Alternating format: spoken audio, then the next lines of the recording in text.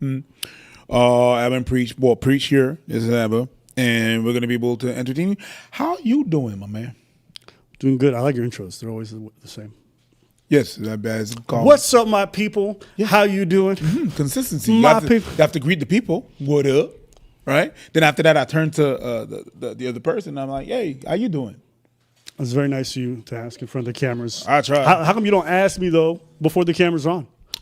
Because I'm gonna save the good thing when the cameras are rolling, so that it's genuine. If I ask you before, like asking you again feels repetitive. You understand what I'm saying? So I'd rather just like ask. You want to perform for the audience? No, I just want exactly. I don't want to perform. I want to be real. Okay. So if I already prior to that ask you and then I ask it again, then it's a performance. It's not real. You know what I mean? It feels rehearsed. Like I already asked you, why are you asking me again? It's kind of weird. You know what I mean? So you only care on camera. I got it. Yeah, the camera's a thing. I understood, but I want to understand. Your explanation was unnecessary. Now, well, you asked, so it was necessary because you asked. Today's first topic. I saw this clip going viral, and it did make me chuckle.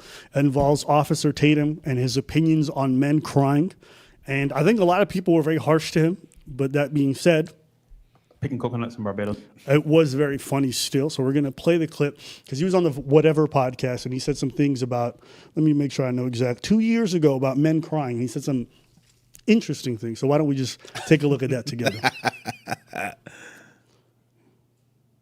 All right.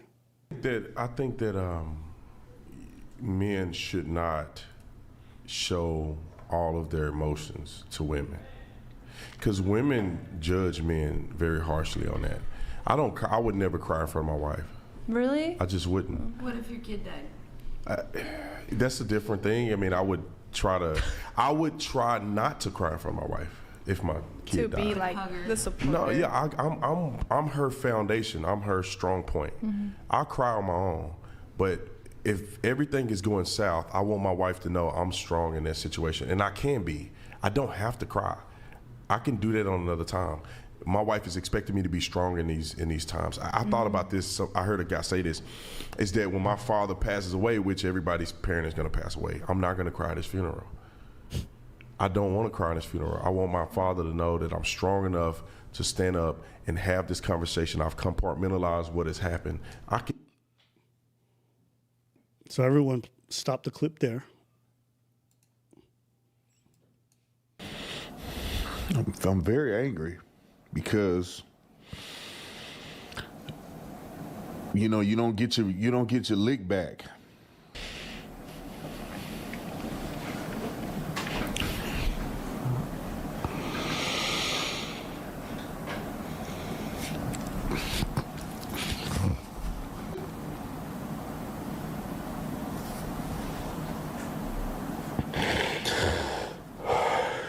This is a sickness of the highest order.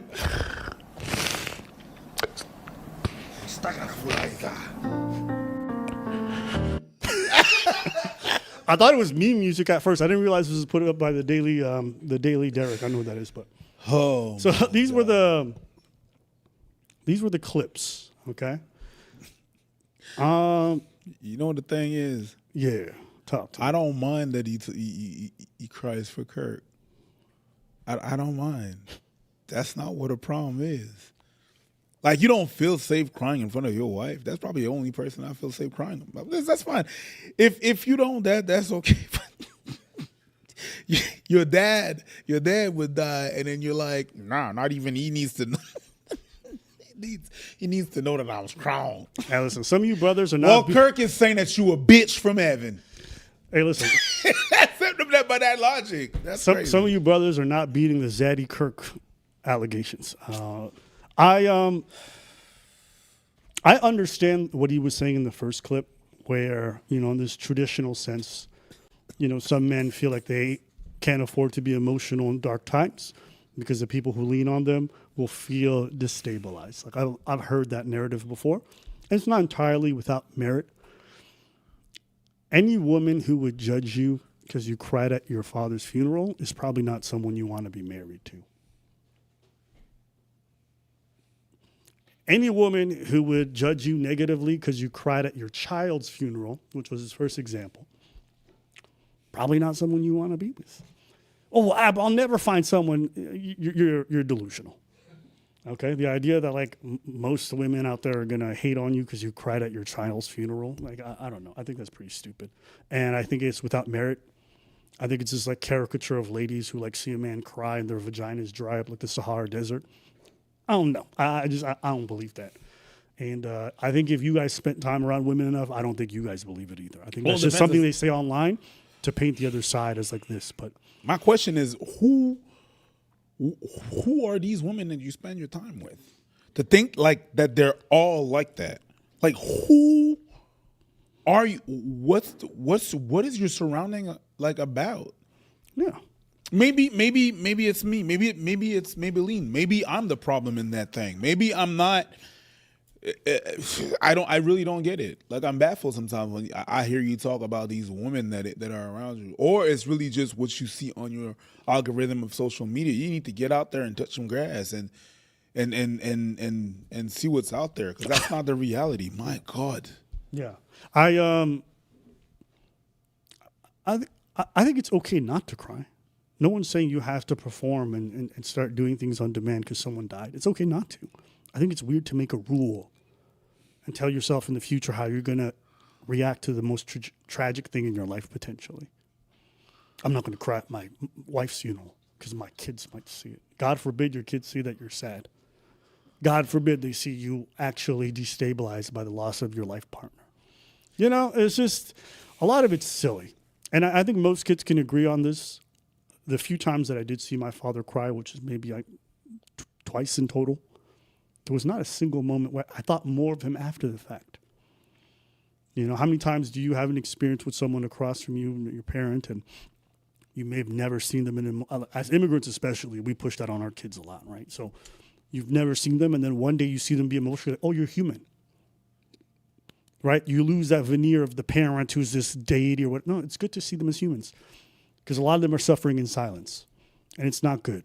And then we grow up and we take that shit on. So that's why I don't like what he said before. But, you know, Tatum's not one of those crazy people who's like, men showing emotion is inherently bad. If you watch the full clip, which, you know, I'll play a little bit more just to give him a shot before everyone shits on him. At my father's funeral, I'm gonna stand up and be strong for everybody in the building, and that's not a bad thing to do. You know, I don't want my wife to be afraid. Just say something tragic happens. So you don't think she looks so to me to be the stable person? Go ahead. What do you think about men thinking that women's emotion not matter? Women's emotions don't matter. Don't matter. Yeah. I'm just gonna skip ahead a little bit. Cry at times. And I will not do it in front of people. Well, I had this moment with my dad, and it was this summer, and we were talking, and we each had like a glass of wine or whatever. But I was like sharing how it is hard being single and 29 and just feeling like you're like old and all this stuff, and yeah. And so I started crying. Brian, the guy who runs this podcast, is so corny. I hate that dude. He doesn't even have much in terms of opinion, but dude's so. Why? Because she said that it was tough to be 29, and he went like, bitch, let me remind you. She was trying to share a vulnerable moment. Dude didn't even hesitate. And he actually. Wait, you started crying? Yeah. I'm sorry. She's crying for no reason. She has nothing to worry about. You're in a great position. Well, okay. Well. Anyways. Maybe she started crying because the guy right beside you runs a podcast that shits on women every day for being above 28 and unmarried. Maybe. I don't know. He says you have no reason to cry, and he's literally on a podcast where they remind women that they're used goods after. It's a funny logo. So thank you, but and then I was crying, and he. And then I look over and he is crying, and he's like, look at me, I'm a 65-year-old man, you're making a 65-year-old man cry. But it was like he saw my pain and really felt my pain, because I was like, oh, he wants me to be happy. And in that, like, that spoke so much to me, like, because I was like, he cares about me so much. That my pain is that's your pain. father. I feel like if it was a boyfriend or a husband, in that, I think it's because, I mean, obviously there's a different relationship that you have with your father than. So I haven't seen. Man, it's just stupid. But let this guy speak, actually. I saw my father cry one time, and it was at his father's funeral. So you think if That's a it. man shows his emotion makes him a less man? No, I just think men shouldn't do it. I don't think it make you less of a man if your emotions, like for instance, if something tragic happened and I was in the room with my wife and it caused me to start crying or something, I'm not gonna be like, throw her out of the room. You gotta leave the room. You can't see me like this. It's just that I know when emotions happen to me, and I refrain from exposing that emotion in front of people. So there you have it, folks. You know, he's not completely, well, you know. I think he forgot how to compartmentalize here. You know, you don't get your lick back. You know. But normally he's very good at putting things in a box and not crying. Normally. That's not how emotions work. It's just And it's a very one-dimensional way of seeing emotions. You know what I mean?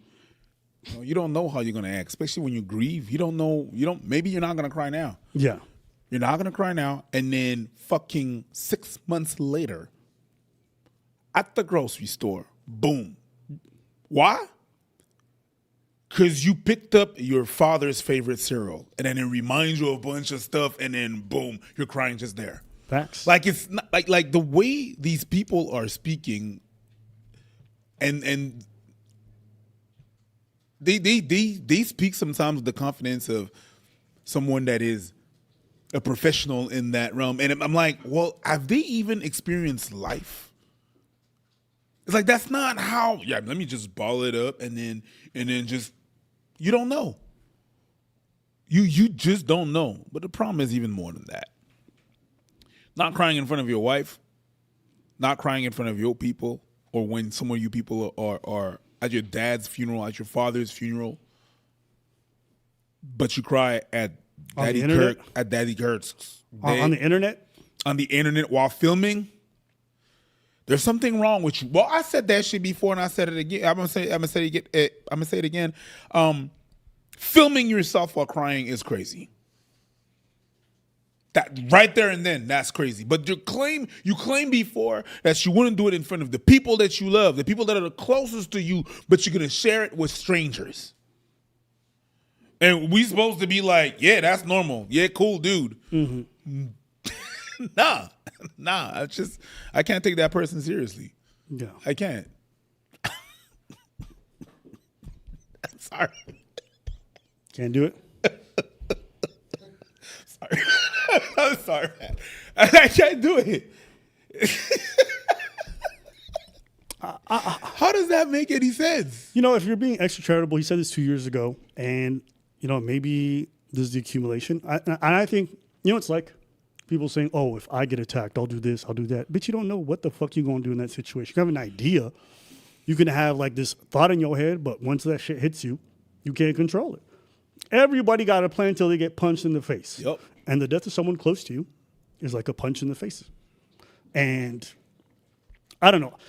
I've seen quite a few people around me die, and I don't think it gets easier.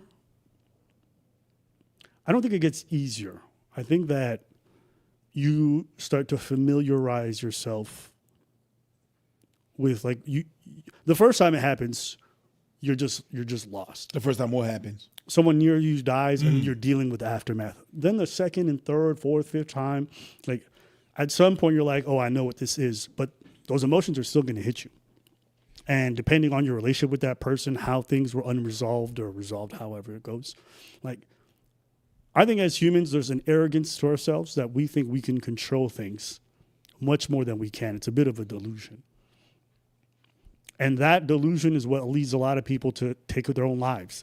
It leads a lot of people to have this PTSD or these issues like depression where they feel like if they just control everything, they're going to...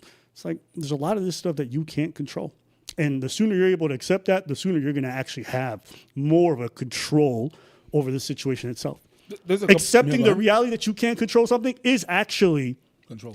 Probably a better position of control than pretending you can and having no grip on it. Why? Because when reality hits you in the face and you have zero control, you have the juxtaposition between where your position and what happened, right? But when a wave of emotion hits me and I'm like having that experience, I'm like, I never had control to begin with. It's a lot easier to get through it. Yeah, there's a couple of things that can happen. For example, when you deal with death or any emotion, well, not emotion, but situations like that, you can also, there's a thing that you could do is block it. Yeah. Right? That's just a reaction to PTSD, right?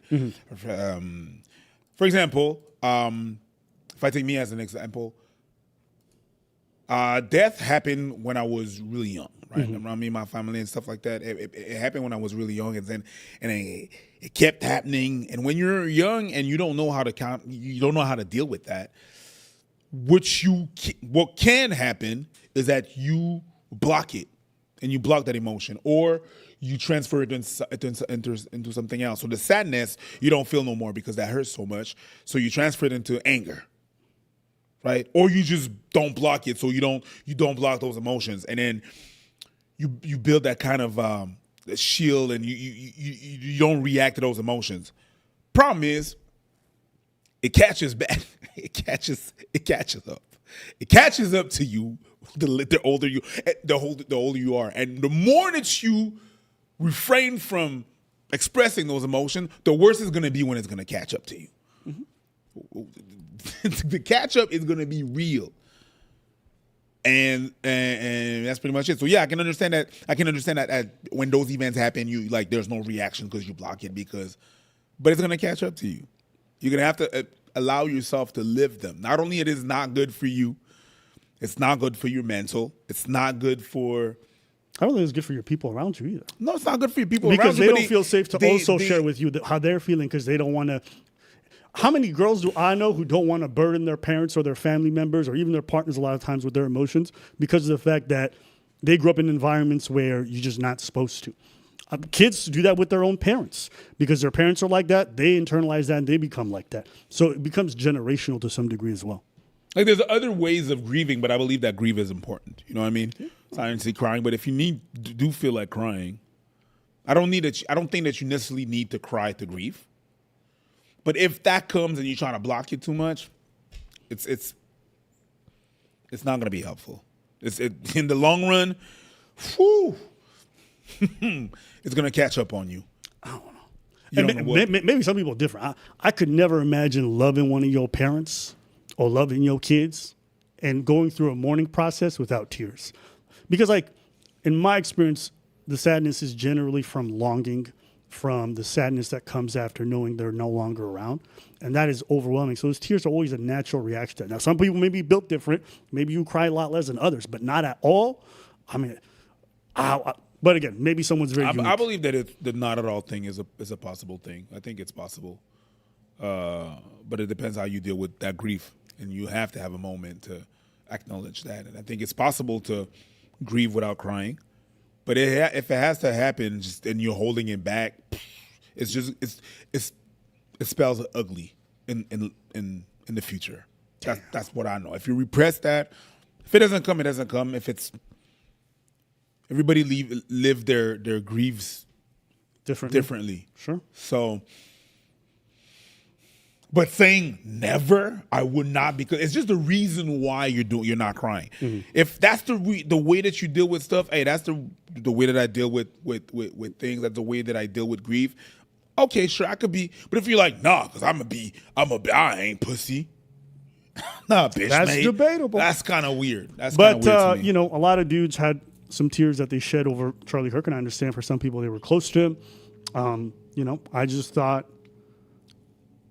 I had a lot of thoughts, and I wanted to share one with you guys. Preach was absent for the last 4 or 5 days, so we didn't get to film things together. And you know what happens when Preach's not around and I'm working by myself? I feel like there's going to be baby oil. I feel like there's going to be baby oil. It's going to get moist. Here we go, guys. Oh, my God. Y'all ready?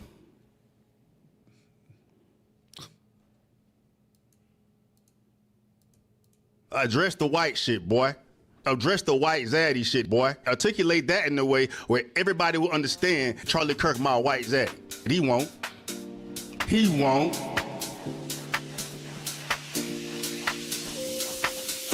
White zaddy, my white zaddy. Why Charlie Kirk is my white daddy?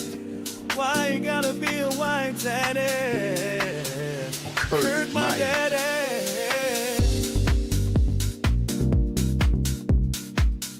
The bot, right? I could care less. Hey, oh, pretty one, dance. Yeah. This can get white daddy. White daddy. Yeah. Why Charlie Kirk is my white daddy? Why you gotta be a white daddy? Kirk, my Oh, no, what's up? I could care less. That's crazy. You're stupid. Oh, you missed that detail. Oh, even Stevie's feeling it. Oh, nigga, we dancing. Hey. It's giving gay. White daddy. My white daddy. That's you. Hey. My white daddy. Boy. I gotta be a white daddy. Yeah. Kirk, my daddy. White daddy. White daddy. Boy. White Charlie Kirk. My editing. You stupid. You stupid. checkmate, motherfucker.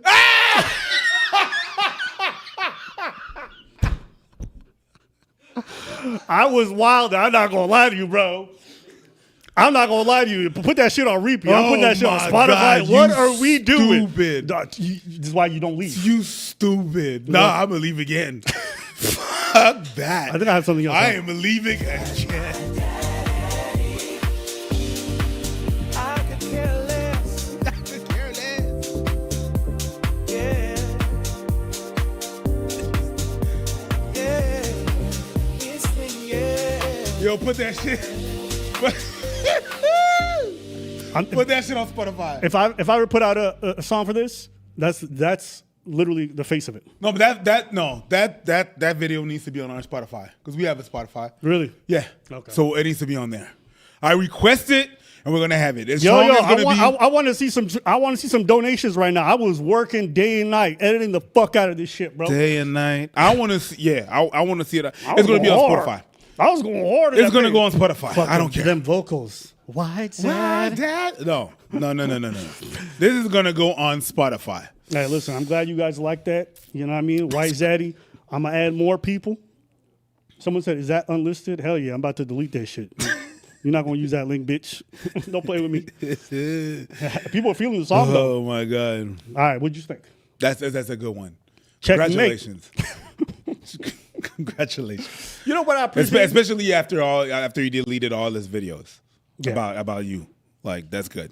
He learned. He did delete all. He didn't delete all. He deleted like the last 30 videos that he did, and some of them were about me. He deleted the one that was like, "Oh, Abba's racist." Yeah. He won't address it. I'm like, nigga, I made it into a soundtrack, an anthem. That's good. We gonna be bopping to that shit. You need to put the track on the. If you put the track on the YouTube channel, it's gonna bump. So yeah. Yeah, just the track. Just that track with that thumb. It needs to be on the YouTube channel. Bro, you miss a lot of details about the video. That's why you need to put it back on the. That's why you need to put it back. I was dancing. I was jamming. If you just look at the screen, you see what the song is called? Oh, wow. Yeah, because you know he's a reactor to music, so I put that in the corner. Now, hold up. I don't know if this is even possible. Let me see if I could. Wow, that's great. Oh, yeah. I even make sure to lip sync some of this stuff. White Daddy. But I need you to just see this part right here, right? I make sure the lip syncing, right? And then I got him bopping on beat. Look at this beat. On beat. Boom. All right, now watch this part, okay? I could care less. Yeah, I saw the drop. Shit, fading I was doing for the death drop. Because he was in that pose. He was voguing the shit out of that in the boxing ring. No? I got someone paying €2 to say play it again. You know what I'm mad about though? What? The details I think didn't come through. Damn, I gotta fix that. That because it might have come in a different version. Because I have a different version. I'll fix it next time. Hey. Hey, listen. It is unlisted. I'm going to delete it now because I don't want none of y'all who saw the link to go ahead and try to download that shit. So let me get rid of this. Why don't you want to download it?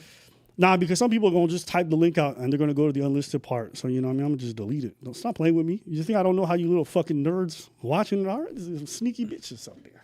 Sneaky bitches. Some That's sneaky that's bitches out highly there. disrespectful. You know what I'm saying? It's unlisted for a reason. Leave me alone. That's highly disrespectful. As disrespectful as that song? No, it cannot be. And the song is not disrespectful. That's just, you know. Kirk, my daddy. Yo, they're going to be bopping this shit all across YouTube, I hope. Are you going to put it back? Eventually. I'll put it up Eventually. at some point. Yo, people. Subscribe to the Patreon. It's going to be on there. All right. Maybe. So let's go to the main topic today because I think that's what folks see here in the title. You know, these are just little open-air intros. I'm putting in effort, guys. I'm making sure y'all get a good show. Someone said already downloaded. Shit, they move quick. Yeah, you can't. I don't believe them. I think they just type in that shit. I don't believe them though. But today's main topic. So there was the Riyadh Comedy Festival recently. Yes, a lot of comedians, some of the biggest headliners from Bill Burr, Joe Rogan, Andrew Schultz, Whitney Cummings. Both, comedians right, left are all getting criticism for it because it was a comedy festival organized by the Saudi government. And a lot of people felt some type of way about the fact that a lot of comics decided to go there for big paychecks. And it ended up causing a lot of infighting within the comedy scene. Mm-hmm. You had Mark Maron, who's a bit of a veteran comic who's been around for a long time, going on podcasts, trashing people. He trashed Theo Von during one of his specials. You had Tim Dillon having to respond to a lot of stuff because he was invited to go. And I thought it would be good to just start there because a lot of people have different opinions about why it was happening. And Tim, he explains why he went on and why he wanted to go to the festival. $375,000 for one show. Now, they're paying me $375,000 for one show. Now, a lot of other people are getting $1.6 million. That's not me. I'm not in that bracket. I am doing this because they're paying me a large sum of money. They're paying me enough money to look the other way. If something bad is happening to your left, look to your right. If I look the other way and I see someone being behanded, meaning they're chopping a hand off, that might be interesting to just kind of see actually how they do it. And if I'm looking at the floor and I see some eyeless beggar grabbing at me, trying to get my money, I will look up. I will look the other way because I'm being paid enough money to look the other way. What don't you understand?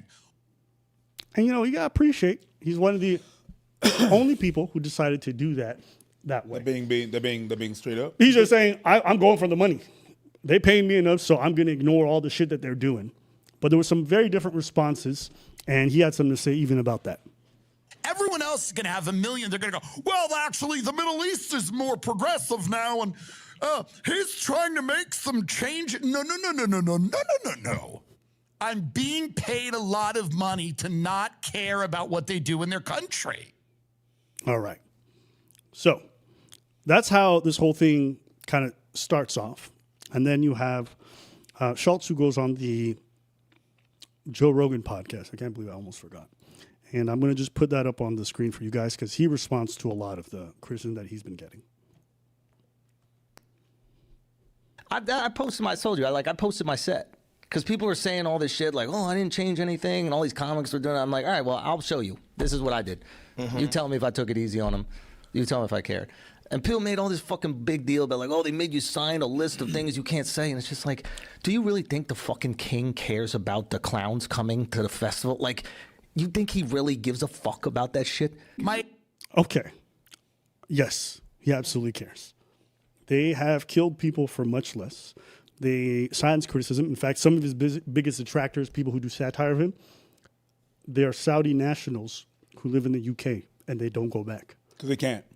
They go back, they get arrested. There's stories you can look up online of a 72-year-old man who hadn't been back for decades. Went back, got arrested the day he landed because they keep a list. If you're a national and you talk shit, they will come for you. If you're in their country, they will arrest you.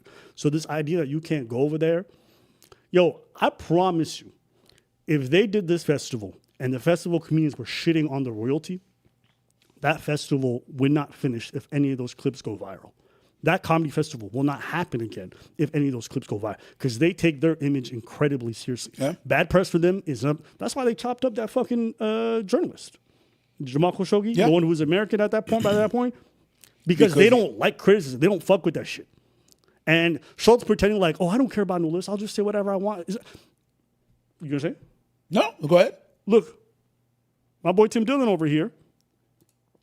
Agent called me and he goes, they heard what you said about them having slaves. And I said, I was being positive about it. I was defending them. He goes, well, I know that. I said, I was defending them for having slaves. I literally said slaves are probably hard workers and for the most part agreeable, but they didn't like that. You can literally support somebody too much. I've learned this. You can actually, by the way, in life, this happens. Too many compliments. Too much support, and then they turn on.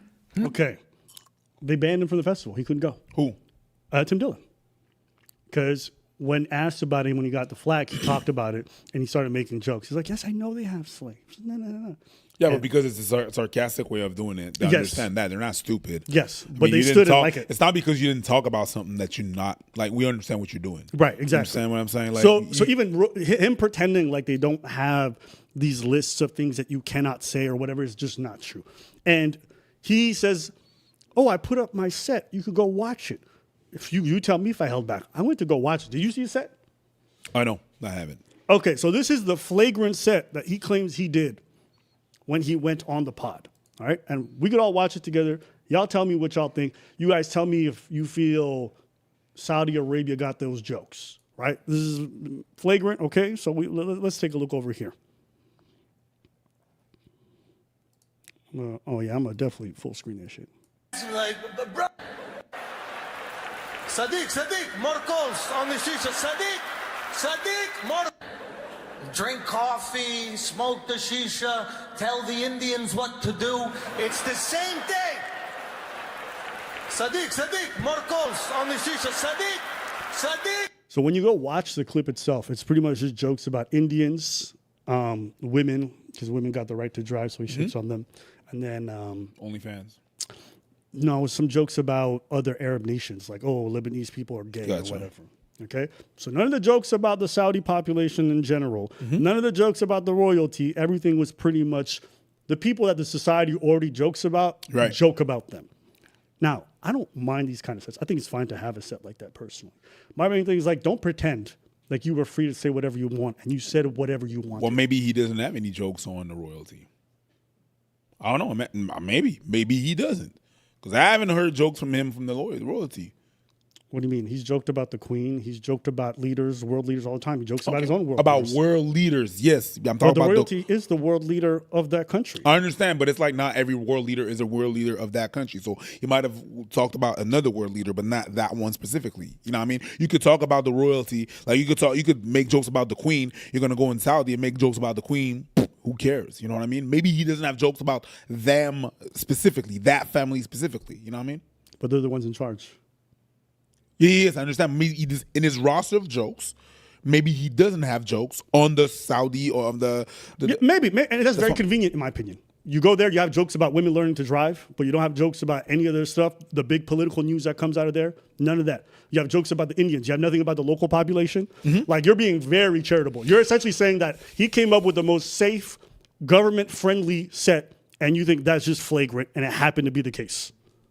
Well, it was not necessarily the most flagrant, but I'm not saying that he should have jokes about absolutely everything on there. And maybe he didn't have jokes about the royalty or other people. Okay. I mean, it could be that. If we play devil's advocate here, I'm like, It could be, but in my experience, normally when you're in a country and you're joking about stuff, you know, you're trying to talk about a vast array of stuff. The idea that you're only going to joke about the ones that it's very safe to joke about, I'm probably going to enable that a pretty PC set. Sure, especially with all the backlash and all the publicity around Sure, it. it's not To something- able all these topics, I think it's being very charitable. I get what you're saying. It's not something that I can consider. I wouldn't consider that set like being like, oh yeah, he went for the Saudis. No, you actually didn't talk about them, but you did some jokes about the environment. Yeah, the shisha. You make jokes about the the Indians over there. Not necessarily about you. When you say, yeah, these Saudis, they got these jokes. The jokes were not really about the Saudis. If I'm saying like the Haitians are gonna get these jokes, and I'm going over there and I'm laughing about the government, I'm laughing about the religion, I'm laughing about like hot topics that will get you booed and hit. If you don't talk about those, you can't be like, they got these jokes. No, they got some jokes, but they didn't get the jokes about them. I can understand that, though. Mm-hmm.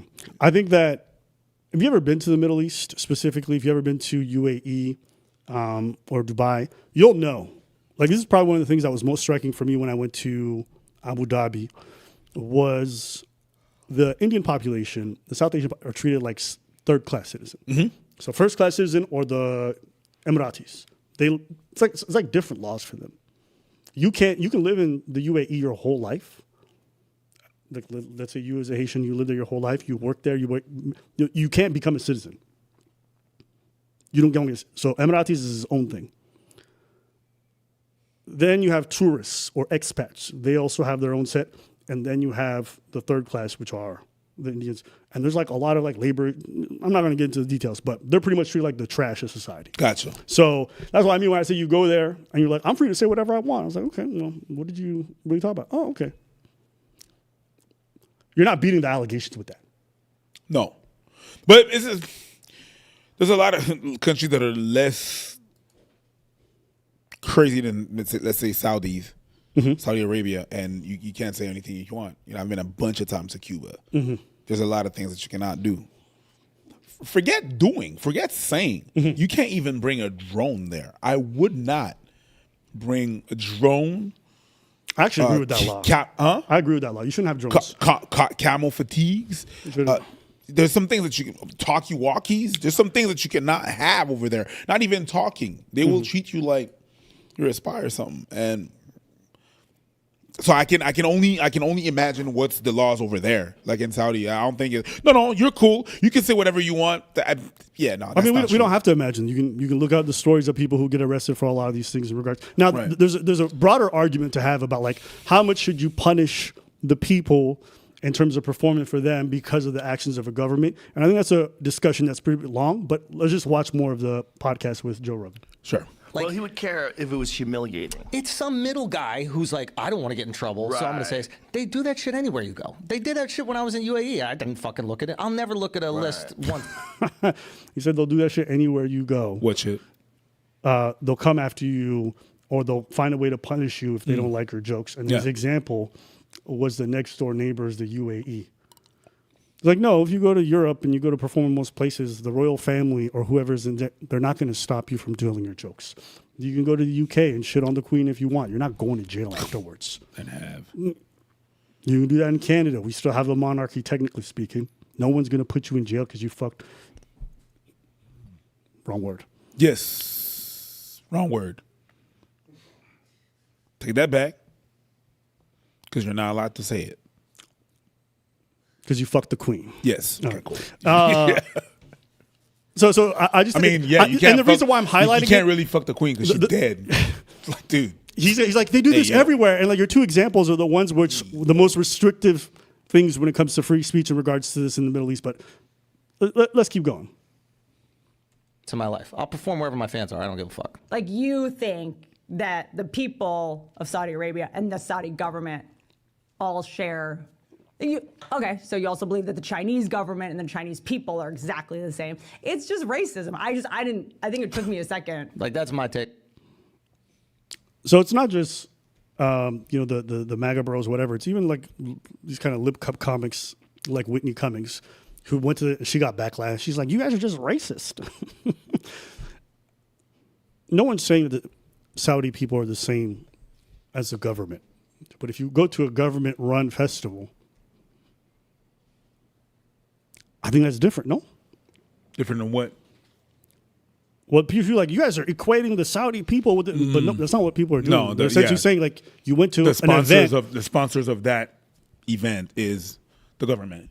It's not just sponsors. It's literally a government agency who runs it. Yeah. Like, here we think of government, we think of things that like they just fund a couple things and no. In a lot of other countries, like all these things are governmental bodies, and they're all like federally employed or whatever by that government. They get their money from there. So it's not the same thing at all. Like if you went to a government festival that was engaged, like go to perform in Israel, I don't think it's an issue. Go to perform for the Israeli government or the IDF troops, I think people are going to have a different take on it. See what you're saying? I think those are different things, no? Go to perform in Palestine, that's one thing. Perform for Hamas, I think is that not different? Yeah, that's what you're saying. Well, for some people, it's not. And I just bring this up to say, comics are getting this criticism, and rather than actually engaging with it, they strawman it, or they go with the worst argument possible, the most bad faith thing, and then they call you things like racist or ignorant. On it is like, I'm going to perform wherever my fans are. I don't give a fuck what their governments do. I'm going to perform for my fans. Simple as that. That's what it is. I just happen to have fans over there. There are a lot of guys who like can't perform outside of Brooklyn who are like, I would never go. And it's like, well, no one was asking you. Right. No one's inviting you. Yeah. You also don't have to. So this is the third tactic. It's like you aren't good enough to even perform there, so why does your opinion matter, right? The clout chaser, you're like, no one's asking you to perform there. Well, like, why does your opinion matter? And that's what they're saying, right? Right. But it might be different if you got like tons of DMs of people going, please come out here. We've been watching your special. We've been doing all these things. You're like, oh, that'd be really awesome to come perform for you guys. So, yeah. I see what point he's trying to bring there, and I don't disagree with the point of, yeah, a lot of people are going to talk shit because they're not offered the money. But if they were offered the money, they would probably just shut up and just they would have went. I can understand that. But unfortunately, like, you can't prove that for sure. Sure. You will never. And someone could say that anytime we criticize Andrew Tate, it's because we don't have a Bugatti. Technically speaking, right? Like, if you want to do that, you can do that with everything. You want to criticize the government, it's because you don't have enough authority or power. You want to criticize No, this, not the authority or power, but you're not offered that money. And some people will fold with any kind of money. You know what I mean? You were not funny enough to be offered that money, that kind of money. And being offered that kind of money, you would probably fold. And I know that some people would. So I can understand what he's saying there. Bro, that's first one. Oh, sorry. And I can understand understand what he's saying in that moment about that. And I think that is true. I think it's true. There's some people are talking a lot because they're not in that position. Yeah, but I think it's a bad way to engage with an argument because it's just easy way to just discredit it. Like, you have to, at the end of the day, engage with it because some of them would say no to that money. And what do you say to them? Why would you focus on the weakest argument given against you when you could focus on the one that's actually valid and is about principles? I could do that with everything too. Someone criticizes us, you don't have a YouTube channel. You would do the same thing if you did. But the reality is we don't know that. Exactly. We can't. So prove it that's for why I sure. say it's a bad faith way of organizing it. And also, some people who are bigger than him have said no to the money. So what do you say to them? At some point, you're going to have to actually contend with what people are saying, or else you're just doing this thing where you're just running away from the criticism. Dictator. Good, my fans get a discount. Like tons of DMs of people going, please come out here. We've been watching your special. We've been doing all these things. You're like, oh, that'd be really awesome to come perform for you guys. So, yeah, but the idea is you're being paid by a dictator. Good, my fans get a discount. It's not like they didn't. It's not like they didn't have to pay for the tickets. Do you know what I mean? Like, there's just a little added on top from the family. Yeah. Do you know what I mean? Yeah. So it is what it is. They bought comedy. So what? Are you really going to go there? Of course I am. Wow. Why would I not? And For Joe a lot wouldn't. of fucking reasons. And Joe knows, but he's just not going to say it because he doesn't want to make them look bad. But you can see he feels weird about it. Middle Eastern. What? Where? Why? Saudi Arabia and UAE or Dubai. Dubai? I think I'm gonna pass. Yeah. For the troops? Is it for the troops? Not for the troops. What? It's for the Saudis. For the Saudi princes? Yeah, and everyone's like, yeah, you should do it. Everyone's doing it. It's like, for Saudis? Yeah. Weren't those the 9/11 guys? I can't wait for. Now, is Shane Gillis smaller than him? No, he's a bigger comics, right? A bigger name. Is he also just clout chasing? Is he just saying that because he was probably offered more than Schultz was? Probably. And so what he said no. So this idea that everyone who's saying this is just because they wouldn't be able to get offered that opportunity is a bit dishonest, you know? But Gavin Newsom to go on Bad Friends. I can't. I want to see the. I'm distancing myself from the Rogan Sphere tour. That's First stop. All right, so for those who are confused, Rogan's sphere includes a lot of people, one of them being Andrew Santino, the ginger boy, who does a podcast with Bobby Lee. Familiar? Santino is part of the... Yeah, he goes on the podcast all the time. Oh, and I didn't know. he had Mark Maron on. Mark Maron went on the Bad Friends podcast and said a lot of things about Joe Rogan and the rest of the crew, and so that's what he's referencing here. Bad Friends. That's hilarious. I thought that was corny. Yeah. I thought it was corny. Yeah, we talked about that. There's no time that What was you corny? should, Them talking shit in my mind. Yeah, like Mark Maron talking shit about them, and then and Santino having Mark Maron on. Okay.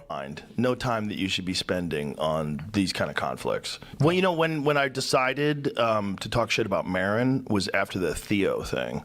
After Theo kind of went off the rails. Yeah. And Theo went off the rails right after Marin put him in his special. Okay, so I guess Theo Von went through like a depressive episode, and what happened was this guy made a joke, and this is a joke that apparently set him off. All right, I'm gonna bring it back a couple seconds. Yeah. And Theo went off the rails right after Marin put him in his special. I think if Hitler were alive today, he'd probably appear on Theo Von's podcast. And Theo would be like, see, y'all did a lot of meth, right? I mean, all the Nazis were all fucked up on meth, right, Hitler? That shit'll make you crazy, dog. I did some meth once. I was up for 3 days, and then I ate a live bird. No shit, Hitler, a live bird, bro. Hey, Hitler, you probably didn't even hate the Jews. That was just the meth making you crazy, dog. I try to be very charitable. So that's the joke. Oh, there you go. All right, let's keep going. I'm more laughing about the impression. The impression is pretty decent. The impression. Yeah. About anybody that I'm not like in a real serious, like a Mark Maron type thing with. Yeah. That guy, I'm like, fuck you. Yeah. You're a problem. But he made his bed. Yeah, he made his bed, and the Theo thing just really drove me crazy because Theo is the sweetest fucking human being. I love him to death. You think that I Maron love wants Theo. to be talking about another comedian? Like, do you think that the thing is you remember when comics they talk about is like airline seats and travel? It's because that's all they knew because they were on the road every weekend. Constantly. Because that's all they think about. That's all he thinks about is other people doing better than him. So that's naturally what he the wants bits to are gonna be attack. about Yeah. it. Where's your thoughts on Gaza? Oh. I just thought that was funny. What's your what? What's your thoughts on Gaza? Isn't it interesting though? Like comics spend their whole time on podcasts talking bad about politicians, random videos they see, different people they want to criticize, jokes they want to make, and then a comic makes a joke about another comic and they're crying over it. I just think that's incredibly hypocritical. That's not what we're supposed to do. It's like we're supposed to talk about the things that are around us, and sometimes it's the things that are around us, like the news, like the music, like you're supposed to inspire yourself from things that are it's. You know what I think is funny? That's what we ask ourselves, all the time. And then if there's something funny about that, then we're going to talk about it. So, I mean, comedians are not off limit. They're not. I'm not off limit. Some people always make jokes about me. I'm not off limit. I got to fucking, yeah, okay, sure. Go on. I might say some stuff if I don't like the execution of what you're doing, or if that's the only joke that it's been happening to me, and well, here in Quebec, like if you have the same stance and you've been repeating the same thing for 10 years, I might eventually say something like, okay, change your disc, like we've heard that joke, like you've been spinning that, but other than that, like we're not immune to any of that, like. Well, I mean, they feel differently. Let's see. Let's see more about what they got. I haven't heard him say anything. Yeah, I think there's nothing that guy ever says where I'm like, wow, that's a unique insight. That's the thing. Fucking never. It's childish with a good vocabulary. No, I think he's a smart guy. I think he's probably smarter than he is funny. I think that drives him crazy. Yeah, but he's also too obsessed with himself to be reflective enough to understand why other people don't like him. Wait, you're saying the guy who talks by himself for 5 minutes before the president comes on? 15 minutes? If there wasn't for Fast Forward, there would be no Maron podcast. Yeah. A lot of these guys, man. You saw it. You saw a lot of these guys. You saw, and it's like, I think a lot of this is just salvation, to be honest with you. Yeah.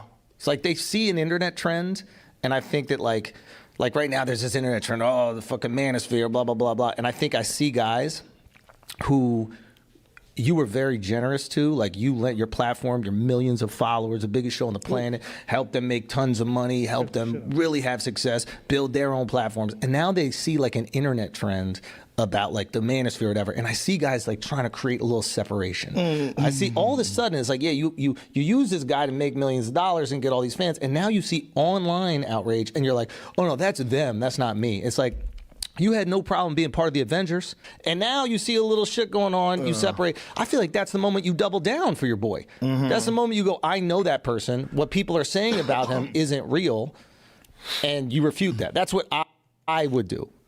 No, but you could no. Wait a minute. No, because I know the person. I know what he's doing. No, he's not like that. So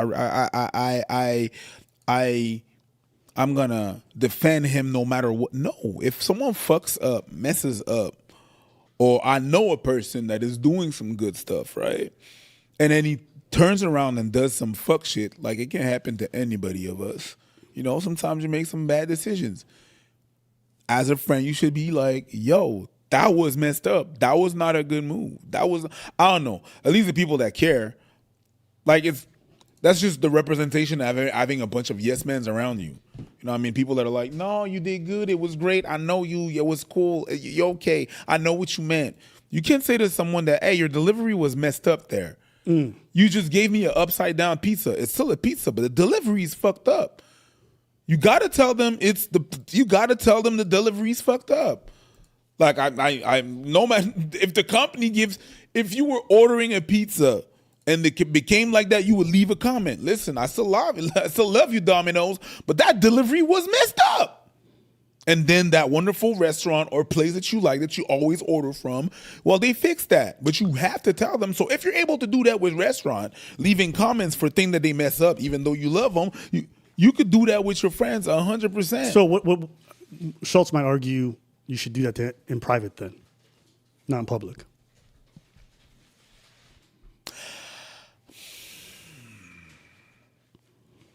If you had your opinion in public, I'm gonna do my thing in public. I don't think that.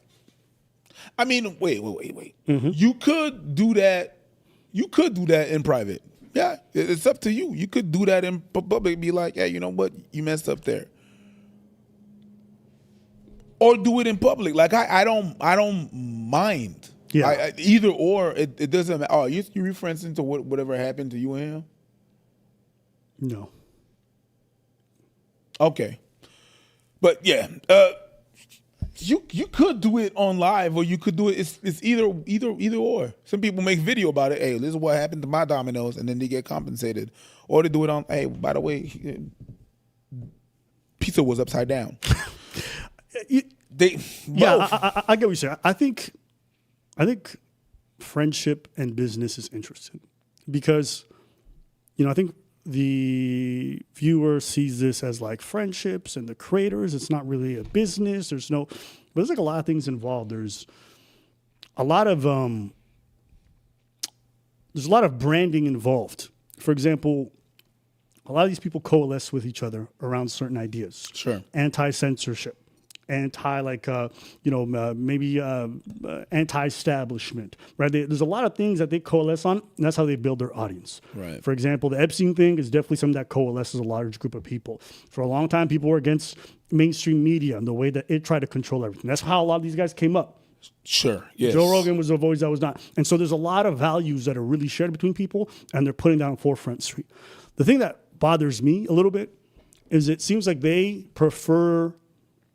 No, let me rephrase. They value loyalty between each other over those values. Okay. Meaning, even if you betray those values that we all built our careers on, you should always talk to me privately or anything like that. Even though we all buddy on these values in public and we're all branding and growing off this shit together, the moment you fuck up on these exact same values that made our career, come to me quietly. Be loyal. I helped you build your career with these things. So it's interesting to me that the values that they profess to care about so much are second to the loyalty that they have to each other. And it feels very controlling to me. But when you go in private, and what does that do? Like, why would you want someone to go in private and be like, talk to me in private? What do you mean, why? Yeah, why? Exactly that. There's a lot of reasons why. You don't like the fact that it brings you negative attention. The person that you feel like you have a closeness to, you don't like the idea that they would be in public making you look bad. So when you're doing good for me in public, that's great. When you do bad for me in public, shut up, come to me privately. And it feels like a very weird way to engage in a business relationship or a content-related relationship in front of the public, but that's the reason why. I mean, it makes sense why they would feel that way. Sure. To me, it's just like, I thought you guys cared about these values above all this other stuff. And it turns out your personal relationships are what matter more. I think that's a bit phony. If your whole thing about censorship is gone the moment your friends are involved, then you don't really care about the censorship really that much. It's not a core value for you, friendship or whatever this thing is. And I don't even know if it's real friendship, because you can make the argument that expecting people to stay with the values that they built their whole lives on is a form of friendship. So, for example, I think, like, my friends, if you have a relationship with somebody privately, I'm fine with you handling everything privately. That makes sense. But if you monetize your relationship in front of your audiences and these ideas, then I think your audience has a right to be like, what the fuck is this? I don't think that's crazy, in my opinion. You made your money off of that same relationship. Now that it's a little rocky, now you want to be private. I think that's weird to me. And I think it also betrays the audience. And I realize also this from previous issues, but like, people have no responsibility to their audience, and the audiences don't seem to really care that much either. About what? It's like, niggas can do gambling sponsorships. They can do whatever the fuck. It can harm people. Nobody, like, there's not much care. Oh, there's no agency. You mean. It's not agency. It's there's no real, I expect better. Like, we have a gambling epidemic that's like spreading to kids and everything. Yeah. And every day I see people taking betting sponsors like that are huge. The amount of money that we've been offered, mid-six figures for gambling sponsorships. Yeah. And I'm like, niggas, where do you think that money's coming from? It's not from your fans winning. Yeah. You're selling poison to your audience. Nobody cares. So I think this is just a landscape that we're in. I mean, it could potentially be that. Well, you could argue that it could potentially be poison. It's not every time that it's poison. It depends on the person. You know, I wouldn't mind selling alcohol, but that can be like a big problem. You know what I mean? I mean, if there was an epidemic of people dying from alcohol poisoning, if it was in huge numbers, if like alcoholism was just shooting through the roof, then I think so. But I think we've been fairly stable for the most part for quite some time now. So, that's one thing. The gambling thing is not that at all. The gambling thing has like quadrupled. And with people that are underage. Because a lot of these platforms. It's very excessive. It's very I haven't seen like an uptick in alcohol being sold to underage people. That's not the case. It's very accessible. It's right there. Oh, it's yeah. So gambling, look into that one. That one's crazy. But anyways, let's go back to this topic. Oh, I got the fucking chat up in front of me. All right, here we go. Is there volume? I don't see any volume. Of yours, I bet I can count the minorities on one hand. What a sacrifice to not go to the festival you weren't invited to. Yeah, they don't know you exist. It's not because you're a problem. It's not because you speak truth to power. Yeah. It's because you speak truth to upper middle class white people and 10 minorities who want to fuck upper middle class white people. Just pat yourselves on the back. Yeah. That's it. Go to a Mark Maron show, count the minorities. You know, like from the folks that brought you 9/11. So these are the jokes from Mark Maron that got a lot of people upset. 2 weeks of laughter in the desert. Don't miss it. I mean, the same guy that's going to pay them is the same guy that paid that guy to bonesaw Jamal Khashoggi and put him in a fucking suitcase. But don't let that stop the yucks. It's going to be a good time. Full disclosure, I was not asked to perform. All right. Oh, how was the comedy festival you guys went to? Was it good? In Riyadh? Yeah. Wild, dude. It was crazy. Well, the backlash on the internet was even more insane. It was insane. That stuff seemed ridiculous to me, though. Well, dude, did you feel like it was? Everyone is a walking contradiction, and there's a million miles of hypocrisy in people's arguments. And the fact that the community was attacking each other was very strange to me. When someone's like, they're all terrorists, and you're like, 8 million people in Riyadh all of them are terrorists? What are you talking about? And they go, well, they did 9/11. And you're like, I thought we said we did 9/11. I thought, remember when you guys were all like, we did it? I thought they said we did. What I didn't like, what I don't like is in the community, stabbing and going after other people in the community, because I just think that's an odd move. I don't understand it. Go off if that's how you want to live your life. Enjoy the drama, but I'm gonna remove. I don't give a fuck about your judgmental opinion because you're. What's wrong? No, it's just that this is, and I'm slow for that. It's just that there's some words that he used. Oh, everybody was attacking each other. I feel like nowadays people use all these words. Like if I say something about you, I'm attacking you. You're doing a hit piece. I was about to say that. If you do a video if I'm doing a video on you, it's a hit piece. That's not what this means. It's like you're using all these words. Can't help myself. You're using all these words that are like the extreme of the word of the situation. Mm-hmm. Oh, these comedians are really going to Riyadh and this and that and that. Like it's commentary. Oh, but no, it's an attack. It's not an attack, dude. You did some stuff. It's might be reprehensible in some kind of way or whatever. You might get some flack for it. Yeah. They just say that that was weird. They're Bro, just why are you calling it calling me out for selling out? Why are you calling me out? It's not an attack. It's not an attack. Hold up, but you're gonna like this next part because he complains about this. Watch what he does. Self are not on high. People sent me, there was a clip from Mark Maron where he like said something about me in his comedy special. Yeah. And it was like Theo would interview Hitler. But I mean, he loves to start shit. Like that's a part of his discourse is talking shit. And a piece of me knows when we talk shit about people we love, and we joke around about each. So you attacked him. You just attacked Mark Maron. Oh, he's a piece. Yeah. Well, he talked shit first. Each other. There's love behind it. If you joke about somebody, if it's funny and it's in jest, it's obvious. And if it's not, it tends to be a little bit more obvious. And so I don't understand that kind of approach. I don't get it. And I saw that they had Bernie on Schultz's show. Yeah. What the fuck is going on? He's not coming here. Bernie? I just don't think we want politicians on the show. No. Yeah, we shouldn't replace it. This should be its own thing. Yeah. This is its own form of music. Someone who I think he himself would admit, I would hope, that wasn't the best move to put you in a special. I mean, why? Sometimes I write jokes about my dad, and I'm like, why did I put that in a special? You know what I mean? Like, a friend or a colleague, for that matter, because you're probably not friends, but I just don't know. I don't know if it's necessary. Maybe he just meant it as something funny, you know? Well, look, the core of it was probably him trying to write a joke about it, but I don't think you're close enough for that to have that kind of. Or maybe to say, hey, what do you think about this? That would have been great. If you say to somebody, hey man, are you cool with me? So you see that? So I gotta be close to someone to make jokes about that person now. You have to ask permission. Now you have to ask permission. So comics spend. This is why I don't like comics. This is why I stopped liking the most amount of hypocrisy. They literally get on podcasts and talk shit about people every day. Cool, get your bag. Then it's their turn. They start bitching every time. I'm like, how is this your fucking job? But you cannot engage with the criticism, but you take all day long criticizing other people. I don't know. To me, it's just crazy. And like this whole idea of like, oh my God, I'm going to shit on all these people. And when they have a reaction, I'm like, you're a snowflake. And I'm like, what is this? These niggas turn into days of our lives over some minor criticism that were valid. Hey, and I'm like, how is this a soap opera? Listen, I was so into Rogan for about like, I'm 35. So I watched him from 2010, so I was 20, up until about 28, a good 10 years I watched Rogan. I watched him go from a tiny podcast running his fucking living room to the biggest thing in the world.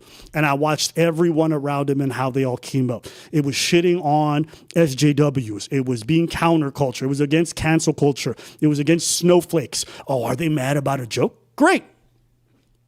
I believe in all this stuff. I don't give a fuck that people want to make these jokes. But then I see this shit unfold. And I'm like, wow. All that shit y'all was yapping about, and you guys are sensitive as well. Mark Maron did one Hitler joke, which was super minor. It was like semi-funny with the impression. It was not a Hitler joke. And he's like, you can't make fun of Theo. Theo's such a good boy. It was not a Hitler joke. He's such a nice boy. It was a Theo joke. I don't know. It's just. Listen, the hypocrisy is crazy. I feel like I can. This. If I make jokes about a comedian, I make the joke about the comedian, even if I know the person. It had happened in the past. And if the comedian don't like it, they come and see me. Or not. But usually it's like, hey man, that joke, didn't really like it. Oh, my bad. Then I have the decision to either continue to make that joke or not continue to make that joke. And that's it. That's really it. But oh my God. Oh my God. If he made a joke about, all right. It's what we do. It's literally what we do. But then I got to ask permission. No, that's weird. Feels counterproductive. I think this whole thing is just kind of realized, or at least revealed a lot of the sensitivities that people have. And I think it's good. I think it's good for people to know that a lot of these comics who came up on this cancel culture and all this, they're snowflakes. And this is true even in real life. If you spend time in green rooms, if you spend in any comedy scene, every comedy scene is full of drama. Every 100%. Every other month, it's people mad about someone's success, people whining about these people. I don't like their jokes. They're mean. They're this, they're that. And none of them feel any different to me. It's just this on the big stage. That's what it feels like. No? It's all weird. What's wrong? It's all weird. It's just weird to see the people. Like, you grow up to work on comedy, right? And then you watch these people and you're like, oh snap! Like, these are the people I watch, and that's like, I'm gonna take example from them. Yeah. And then you turn around, you do your thing, and everything is all good, and then you turn around and these same people are like, Jesus, what happened to you, bruh? That's not what you was saying back then. Like, that's not what I grew up to understand what comedy was, and now what? Not that you changed, and it's okay to change, but I'm not getting. Is it because you're good now, so you're not hungry anymore, so you don't have to do that? So you're like, yeah, whatever. No, you shouldn't do. Yeah, this is confusing. This is very confusing for me. I'm confused about what I'm confused about is hearing them talk like that. I mean, they've been talking like this. I mean, that's why I made the other videos that I made. This whole last year and a half has really revealed a lot about how people really move. But let's watch one more clip and then we'll move on. Let me put on the volume. Like, if there's any, like, the backlash to this isn't about the country of Saudi Arabia. Yeah, it's attached to it. But I think that, like, the personal accountability we can have is, like, when we had politicians on the pod, we thrust ourselves into the political discourse. Nigga, ain't this what I've been saying in the previous video? Remember when I said you guys want to be like, I'm just a comic, but it's like, nigga, you put yourself into politics. You put yourself in front of millions of people and gave folks a platform to say whatever they want to yap about, whether it's poisonous or not. You've thrown yourself into politics. Yes, but did you make a video about it, or you went in his DM to say that? See what the problem is? Yeah, but I appreciate accountability. So, let's keep listening. I want to give him a chance. And the political discourse is a zero-sum game. Yeah, this shit's nasty. It's nasty. It is about power. And when power is involved, it's either good or evil. And any possibility you have, any situation where you can mudsling against your perceived opposition, you take advantage of it. So us thrusting ourselves into the political conversation, and a lot of these comics being like tangentially related to comedy and podcasting kind of like became one thing. They saw an opportunity to point out hypocrisy in this moment right here. And that's something we could take accountability for. That's something we got to go, okay, if we have politicians on the pod, we have to know that there are people who their entire identity is politics, and any moment they can to point a finger and to mudsling and to dehumanize, they will take advantage of that. Never mind. No, mind. Go ahead. No, go I ahead. thought he was going to address it in good way. No, they just want to mudsling. They want to dehumanize. It's like politics has real implications. Whoever gets elected, whoever goes forward, you guys are seeing the world change in real time.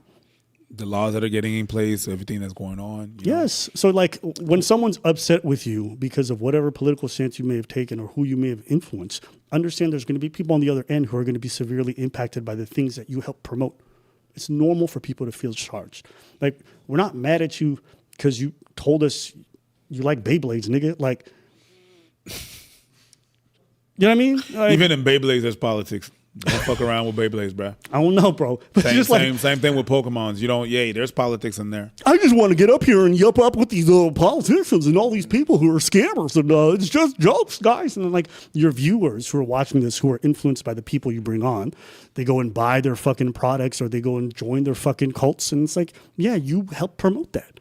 I think it's okay for people to be like, that's kind of a shitty thing to do. No, it's dehumanizing. No, it's dehumanizing on your part to not recognize the people who are victims of the very folks you end up bringing on, who they end up hurting. Right.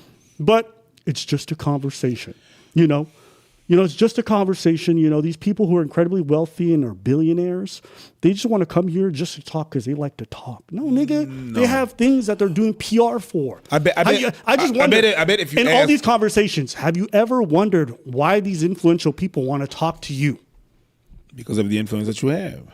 And because of the moment also. There's also because of the moment. I bet like if you ask Trump to be on your podcast right now, he wouldn't go. Why? What's in it for him?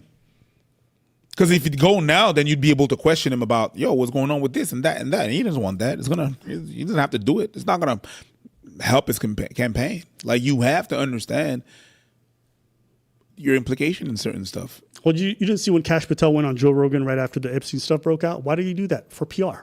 Yes. He was going there to lie and yap so that he can spin the story how he wanted to because he knew something was coming. Ended up not working in his favor, but that's why these people go. They have something they're selling. How many times do people go on these pods? I have this book. I have this product. I have this website. I have this thing. And it's like, yeah, you have to be careful who you bring in because your audience is watching and they may not have the time to research these people. They may not have the time to look into them before they buy their shit. So, anyways.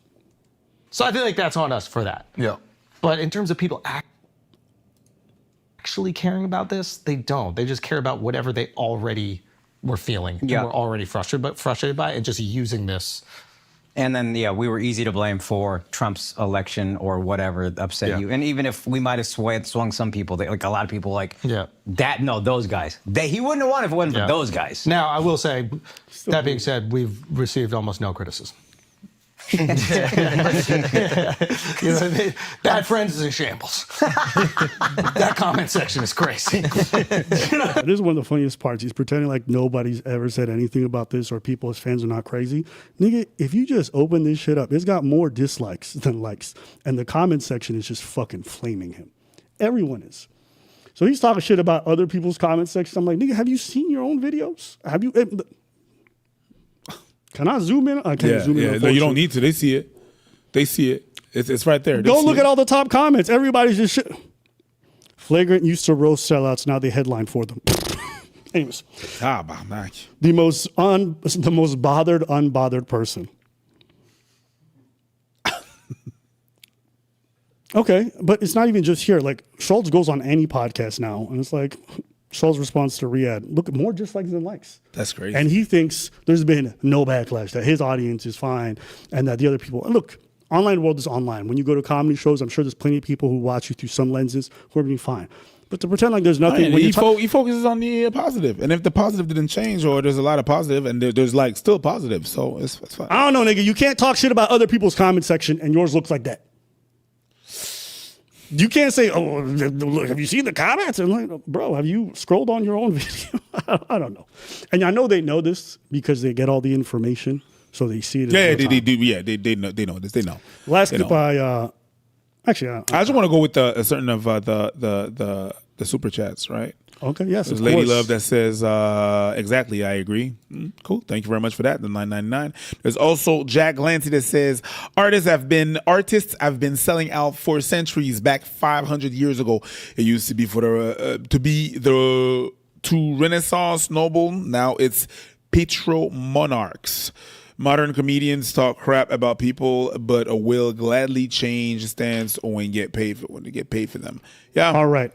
So I want to play a clip, and this is just speaks to the origins of like what my perception was of the comedy scene and of a lot of these people involved. Okay. So I just want to play this clip because this is from 3 years ago. Right? Okay. And he was on Breaking Points, and he's talking about I'm not going to stop doing the thing that gave, and it fits very much, I think, within your major career. Yeah. So basically, long story short, I had a special that I was going to put out with a streamer, and the streamer wanted to edit some of the jokes, and I'm kind of like tired of the edits on stand up, and I'm fortunate enough where I've built up a nice career and I've built up the ability to put out the content I wanted. And to be completely honest, this is my first stand-up special ever that I was going to do with a streamer. My entire career was built on YouTube and social media. And that's mainly because the comedy that I like to do was not supported by the industry when I was originally trying to get into it. So, here I have my first comedy special with a major streamer, and I'm like, I'm not going to stop doing the thing that gave me everything. Right? But you heard that line where he says, and to put out with a streamer, and the streamer wanted to edit some of the jokes, and I'm kind of tired of the edits on stand-up, and I'm fortunate enough where so he goes to re-edit and they give him a long list of shit he can't say. But he builds so this is the career that they built themselves off. This whole we're not going to be edited, you're not going to censor us, and then you give him enough of a paycheck, and what happens? It's acceptable. It's acceptable for you to give me this list. It's acceptable for you. You said that you did. No, you said they didn't give him the list. No, everyone got the list. They all got the way. He didn't get the list. He says he didn't get the list. He didn't get a list. No, he said he ignored the list. Oh, well. He said but he didn't, because if you go watch the special or whatever clip he put out about his set over there, he clearly did not ignore the list. I would have been surprised. I would have been respect, But I think there's a good discussion to be had about how much should you punish your own fans for the government in place. Should the Saudi people who are fans of his or anyone else be starved of entertainment because their government is tyrannical, or whatever word you want to use? And you can make the argument that you could say, hey, listen, I don't want to perform in the U.S. because they supported, Israel throughout all this shit. Sure. You can make the argument for China and the way they treat the Uyghurs, whatever. Sure. And I think that has merit. I don't think ordinary people should necessarily be punished because their governments are bad, because they may not be in support of that. They may want change. And actually quite a lot of people in Saudi Arabia are pushing things to be more progressive. There has been some improvements. And so there's some weight to that. I just think it's different when it's a state-sponsored or state-run event. You don't want to be tied to the action of the government. You want to be for the people. Then do something that's done by the people or by things that are not related to the government. You can't enrich the government. You can't work with them hand in hand and follow their rules and then not expect to be tied to that. So basically what you're saying is not all money is good money. Huh? Not all money is good money to accept. You can accept all the money that you want, but it's not you could be offered money, but doesn't mean it's good money. For example, when we were multiple times offered the money for the gambling sites and stuff like that, and other products that don't work or we don't go by. We could have. Yeah. But not all money is good money. Yeah, I'm just talking more so about the distinction. The distinction about working hand in hand with the government for their aims and then doing something for the people. You understand? The same way I made the distinction about performing in Israel versus performing for the IDF or by an Israeli-run government event, right? So I think that would probably be the distinction I would make. I'm not going to go after everybody. I think I don't share the same intensity that people have about this issue. I don't think it's as grave as people make it be.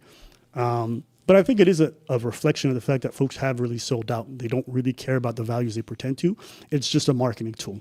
All this talk about censorship, I'm against it, and all this yapping about these things, they fall by the wayside when a bit of money is offered, or a lot of money in this case. And, they'll lie, they'll defend it however they want, but at the end of the day, I think we've seen time and time again that they're more concerned with protecting their friends and their image than they are with the values that they pretend to be about. That's how I feel about it. Yeah, I wouldn't get mad at someone for performing in China, but if you working with the CPP, I think it's okay for people to be like, no. At least the Trump dinners or the state addresses, whatever, when they do the Obama dinner and comics go off or comics, they're roasting everybody in the room. 100%. I can live with that. But they're roasting everybody. And they going crazy. I see some of them jokes that they was wilding out. They go crazy. I respect it. But you're going to go over there, accept the list, and then try to say you're flagrant. I think that's a bit pussy. And I think a lot of these also liberal comics like Bill Burr or what's her name, Whitney Cummings, all this yapping about racism. This is like, okay, but you guys didn't care how they fucking run their shit. You took their money and you ran to that government and you booty clap for them. So, like, everybody's willing to sell out apparently for some money. Well, not everyone, because you saw Shane Gillis and Rogan said no, but yeah. For different reasons. Oh, well. What do you mean for different reasons? No, just they had their reason for saying no. The other reasons. Maybe The government. Yeah, maybe. We don't know. No, that's what they said. Okay. I didn't hear Rogan on that. Oh, well, Rogan was saying like they're pretty oppressive. They're run by a dictator. And then he went. And he's against that because he wouldn't. If Rogan has I understand a Rogan not going to Riyadh. I understand because he refuses to come to Canada because he thinks this is the dictatorship. So if you say that about Canada, you better not go to fucking Riyadh. Yeah. Yeah, it's like the people who live up in like anywhere but America, and they're like, "Fuck, they just shoot up the schools all the time." It's like America's not that crazy. Like, yes, there are, but like, there's a bit of a caricature of it that's a bit too extreme. I think the same thing with Canada. I think like the government goes into our bank accounts and freezes our money because we protested or something. It's like, relax. But they did. The truckers? The truckers. They did. Hey, listen, they did. Listen. They did. That's a crazy thing to do. You're gonna protest the one thing that you could do, and then you're gonna freeze the accounts. We gotta admit that was kind of crazy. I don't think it was that crazy. I think those truckers were blocking all the interstates and everywhere else with their trucks and blocking all. That's different. No, they were on the way. It's when they were there in Ottawa that they. That's another debate. My family from Ottawa, the things that they were telling me that they were doing, how it was disrupting everything, was quite different. But we can agree to disagree on that one. Yeah, but I wouldn't freeze nobody's bank account for that. Huh? Well, listen, we can look into it. Did you look into it? Freezing the bank account? Yeah. What is the justification they give? What were the whole train of thoughts behind it? What we can look it up. I didn't look into it. That's why I'm not going to speak. So if you tell me you're the authority, I'll trust your phone. Do you know? I don't, because you haven't said anything. They say you better chat GPT that thing and just copy that answer. I could. I'm just fucking with you. All right, let's move on. I think we've talked about this enough. I did enjoy this quite a lot. And by enjoy this, I made my ass bleed. Made your ass bleed. God damn. Yeah, I don't know. Watching comics just yap about how hurt their feelings are because someone criticized them. It's like nails on a chalkboard, bro. People are losing their shit over my head, man. God damn. You're bald. Yeah, and I shave. So what? I can't shave, nigga. Like this. But I can't shave. Oh my God, he's bald. I just shaved. Why is he bald? Because I shaved. I hate it when you walk down the street and you see someone that you know, my God, what happened to me? Do your hair? My response is always, what do you mean what happened to my I cut my hair. What the fuck you think happened? I cut it. All right, preach. You have a question for the guys. I don't know what this means. Oh, it's just that because I saw this clip on this week and I reacted to it. I reacted to it on Instagram, on our Instagram, and I had a bunch of interesting answers, but I had my answer for that. But I want to play the clip for you guys, for you to understand what's going on. So please, can you play the wonderful clip so we go ahead? What is the equivalent of getting flowers for a girl but for a guy? Like something that you pick up from the store on your way home. What is that? Serious inquiries only. And my answer was the equivalent of flowers is flowers. I was as simple as that. And a bunch of people in the comments were like, don't listen to him. I'm a man. I don't want to receive no goddamn flowers. The only point I was trying to make was men only receive flowers when they die. Okay? So the equivalent of flowers is flowers. There's someone that even wrote, a set of brand new tires. That is not the equivalent of flowers, my guy. The math is not mathing. A bouquet is like $12 or $25, depending on the season. A whole set of tires, that's different. But also, you should ask. And I've seen a whole bunch of other answers. Like people was like banana bread. Banana bread was actually very, very popular. Banana bread.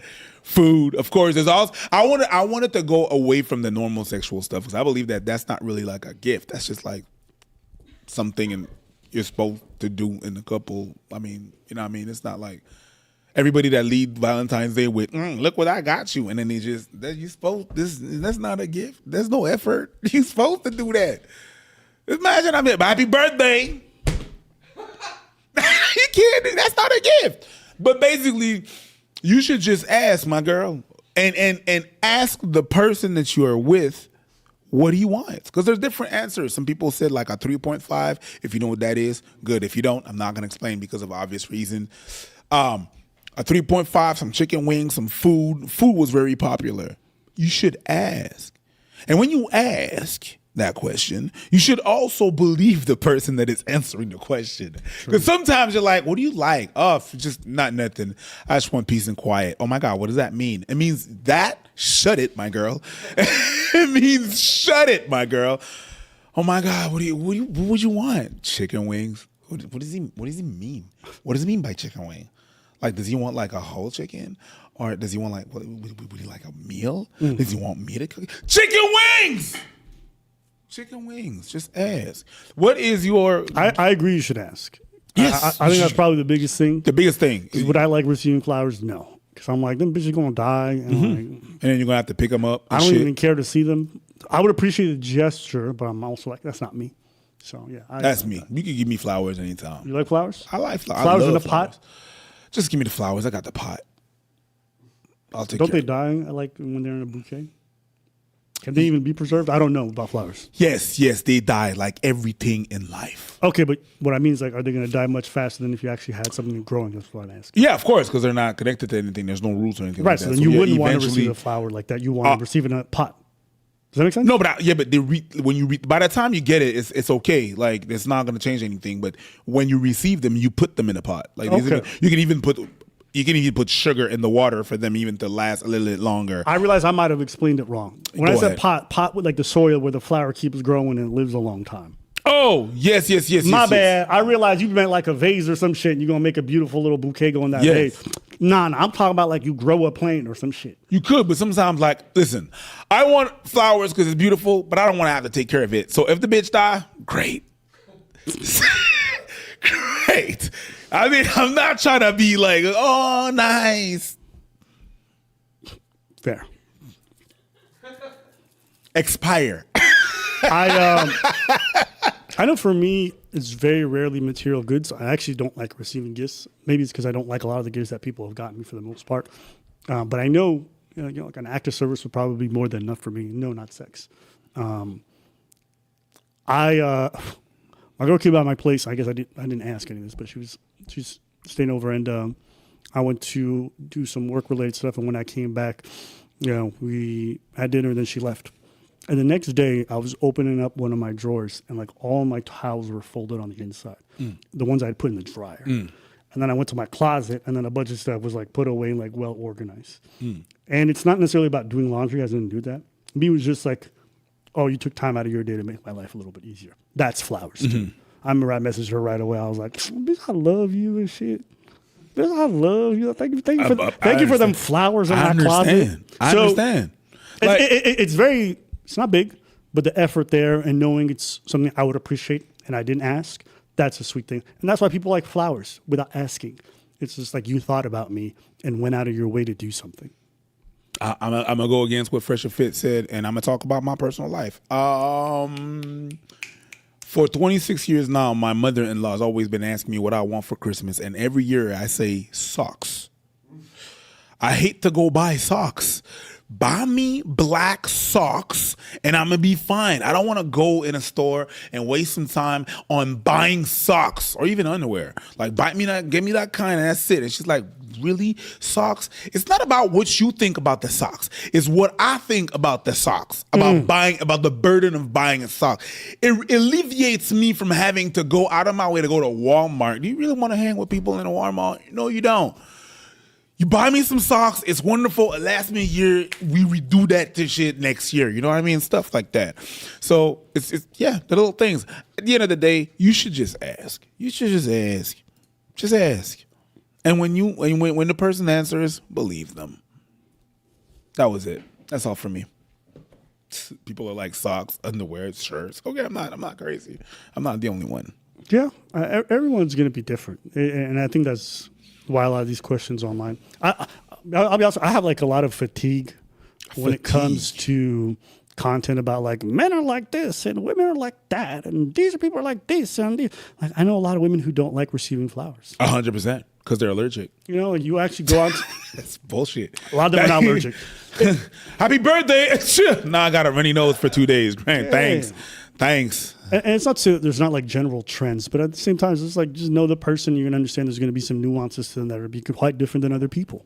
So, yeah, I don't know. It's just, there's a lot of content lately that I've seen that are like, you know, not even lately. It's been like that for the last couple of years, but I feel like it's always been like that. Even comedy's been like that when I was growing up. And men are like this, women are like that, men are like this. Yeah, and they'll pull up a study and they'll be like, "See, men are from Venus and women are from Mars," and it's like.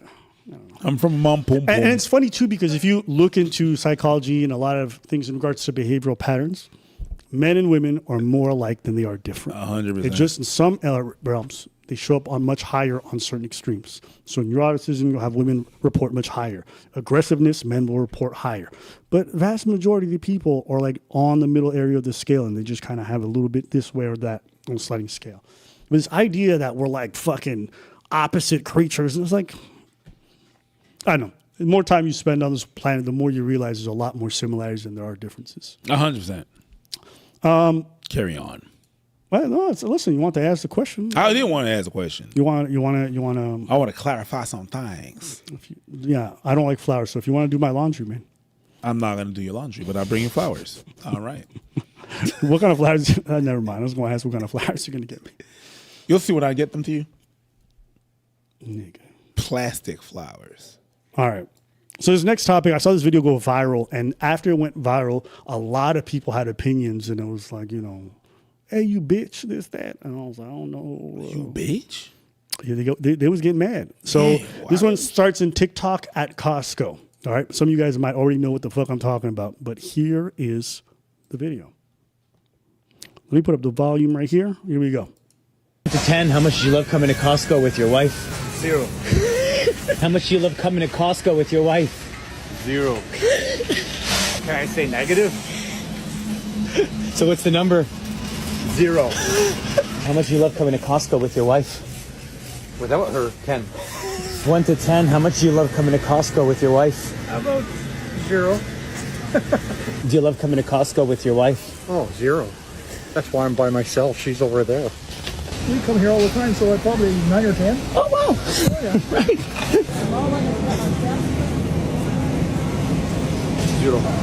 0. What's the number? You know he wasn't actually saying 0. What was he saying? This, you know what this is? Oh, yeah, when you look at it, it's yeah. That's why I'm looking at your eyes.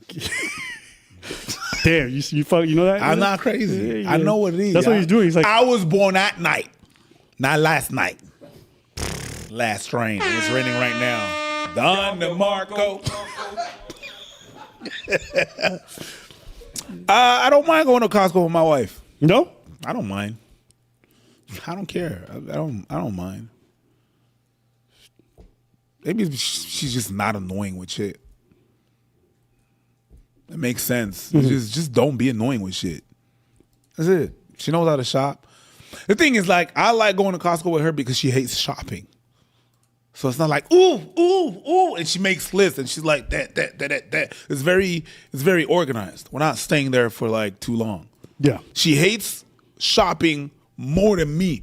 So I know she's gonna be out there before. My girl, the kind of person that goes home if there's no parking. Fuck it. We're not doing that. We're not doing that. And things that people don't know about here in Canada. Well, Costco on Saturdays close at 6 or something like that. And most people think it closes at 5. So if you go at 5, you got 1 hour with nobody in there. So it's like it's better. Something like that. Or she has these tricks. Or she goes like super early. Or because she works from home, she's able to, you know, go at times if there's no people. But she hates shopping more than me. Mm-hmm. So she's out of there before I'm like fed up. So I'm like, yeah, cool. That was a nice little stroll. And I got snacks. All right. So there's a lot of response to this. I'm going to just play a few of them. Some of the ladies got upset about this, and so let's play some. The ladies got upset? Yeah, here we go. Oh. Scale of 1 to 10, how much do you love coming to Costco with your wife? 0. How much do you love coming to Costco with your wife? 0. So the caption reads, "Are these the men we're supposed to marry? Are these the men who are our soulmates? Yes. Who deserve to pass their genes on? Are these the men?" Yes, they are, because they hate doing that shit and they did it for you. They sacrifice, they compromise. Isn't that what relationship is all about? That's what it's all about. You put your left foot in Costco, you put your left foot out. That's what it is. They sacrifice. So yes, these are the men that you're supposed to marry. They hate it here. They're here by your side through thick and thin, through better and worse. All right, let's keep going. Through home and Costco. All right, here we go. No, that's not the vows. Let's keep going. All Let's right, keep going. carry on. Here we go. Put up the volume. 1 to 10, how much do you love coming to Costco with your wife? 0. All right, so she watches the video and then she does her little stitch Butt of thing. their. That video is not funny. I know it's meant to be a joke and it's meant to make people laugh, but it's not funny. It's not funny when men make their wives the butt of their jokes. It's not funny when men state that they don't like spending time with their wife. That on a scale of 0 to 10, going to Costco with their wife is a 0. That is sad, that is mean, and it's disrespectful, and has become far too normalized in our society. It's very normal to see a portrayal of the wife being the old nag, the ball and chain, right? It is not funny to make men the butt of the... Have you seen TV commercials? We can't change a roll of paper, apparently. We don't know how to fucking do the laundries. Fuck me. You know what I mean? It's not nice when you make fun of... Have you seen any TV commercial about whatever product that you have out there? We can't do shit. We're always stupid as fuck. We take it. We shut the fuck up about it. We can't make 1 or 2 jokes. Have you? Every woman out there that does comedy, the man is the butt of the joke all the time. And you know what? That's cool. That's okay. If that's part of your reality, do your thing, boo boo. It's not fun. Fuck out of here, girl. I will say he's preaching. I think it is a very common trope to make men the incompetent one when it comes to anything relating to the home and to being a caregiver. I think that's a very, and women say it all the time. Oh, my husband can't do this. It's like, and a lot of women be like, preach, man. Yes, queen. Yeah, they don't do nothing. We don't need them. Yeah, that's true. That's true. But like, come on. I want to hear more of her opinion. Go ahead. Go ahead. Let her do her thing. And men feel very comfortable making jokes at their wife's expense. And I think this video is an example of that, where a bunch of men in a grocery store felt comfortable telling a stranger that going grocery shopping with their wife was unenjoyable. It was something they didn't want to be doing. And there was only like 1 or 2 men in there who, with sincerity, said it was a 10.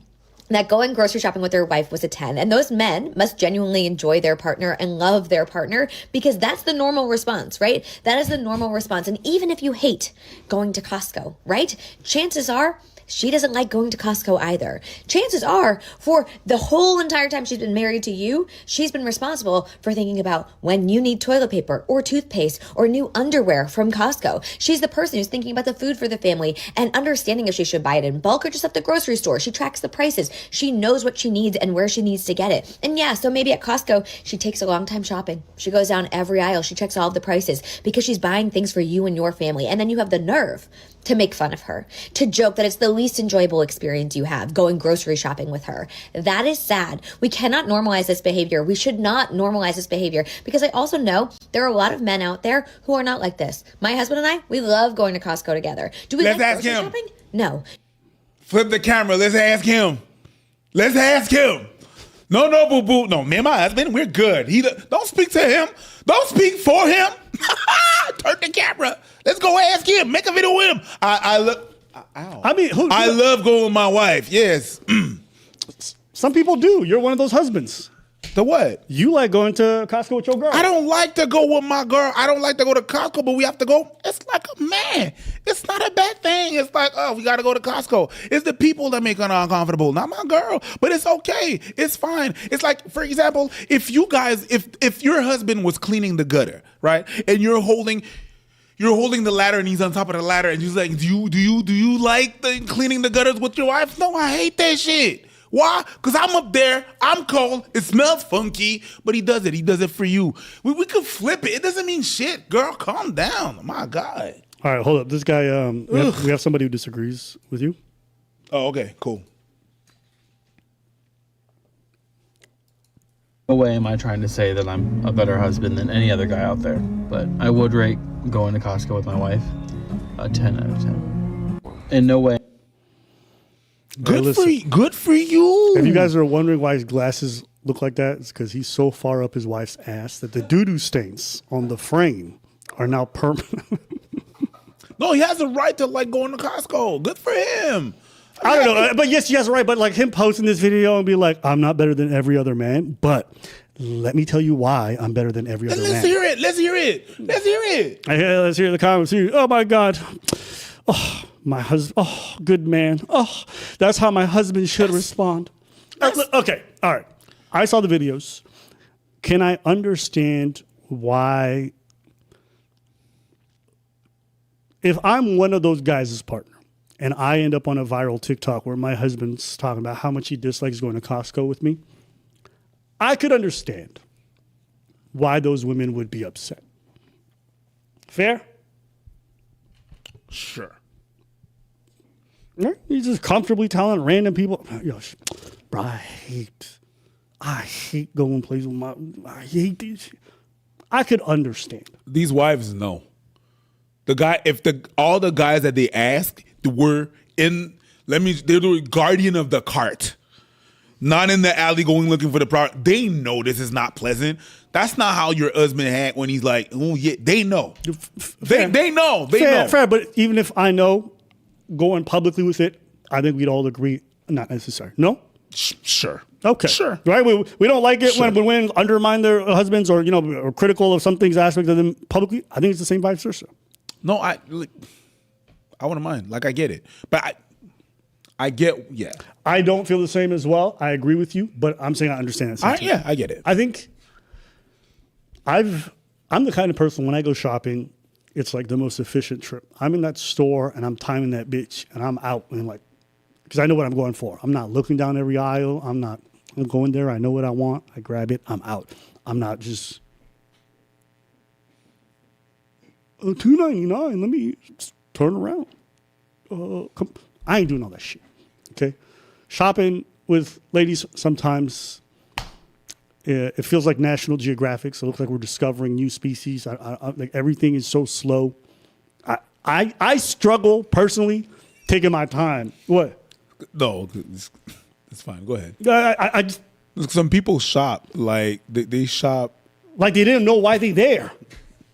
No, they shop like they're watching a new movie and they don't know what's going to happen and they ask their spouse. They ask, oh my God, this new yogurt is like, I never seen this yogurt. Do you think it's good? I don't know. I've never tasted the bitch. Yeah. So it's funny. And I think funny. you nailed it earlier. I think loving someone means doing things with them that you don't always enjoy because it matters to them. Compromise. Yes, it's a normal thing. But trust me, there's a lot of things that I'm doing day to day that if my girl, like you said, was present, she'd probably find it really boring and unpleasant because of the way I go about doing it. It's not very interactive in the way that she would like or the way she wants to do things. So I'm like, I try to be supportive by just being like, this is the way you like to do things. I'm going to turn my brain off for the next hour and we can do this as inefficiently as you want, and that's okay. It's like if my girl was asking me, or you were asking my girl, do you like to go to the speed shop with your...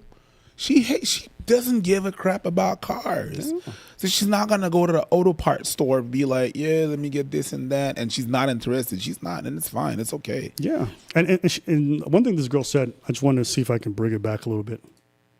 Say that again? Let me just bring it back here.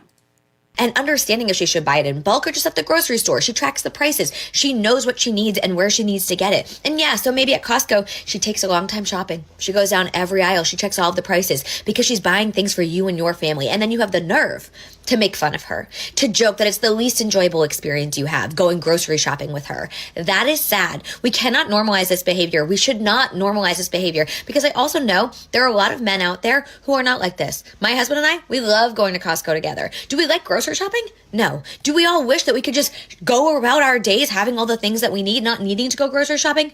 Of course. But if we have to go and we get to go together, that's amazing. These men, they don't like their wives, and we have to stop normalizing this. See, that's the line. That's the line. That right there. That right there. That was the line I was looking for. Okay? Do not let her manipulation on you. Okay? Because that's what it is. she's seeing the fact that someone is not ecstatic as like they don't love you. Just take that logic. Let's say I'm forced to do things with my kids I don't want to, like I have to take them to practice. I don't probably enjoy it, but I love them. So I'm making the effort for them, and I know it matters to them. But in her logic, you don't love those people because you don't enjoy everything with those. Do you think that my dad loved standing up in a fucking cold-ass arena? We're in Canada, don't forget. While we were making laps, me and my sister, just so we could get the experience of ice skating? No, the bitch is cold. Oh, but ice rink? Yes. Oh, ice rinks are cold. Yes. Because the ice is not supposed to melt. And it's inside. Don DeMarco. I was preaching right there. No, because you think my dad loved that shit? He hated it? No. But I know that he loved us. So it's not because he hated being there that he hated us. That's not how it works. Yeah. But anyways, whatever. To bring it all back, I how do I say this? With social media, go ahead. How'd you say it? I'm just thinking about why we're seeing this phenomenon. And, you know, there's a lot of like rhetoric online about how like, oh, you know, these people don't love their wives. Because there is a lot of like, what? No, go ahead. A lot of people have married people that they've grown to hate. Yes. Yes. Do you know what I mean? And I've seen some micro interactions. I'm like, ooh, bitch, he hates Is you. this love? Yeah, bitch, he hates you. And like you build resentment over time. That's fine. I just don't think this is a reflection of that. I think someone willing.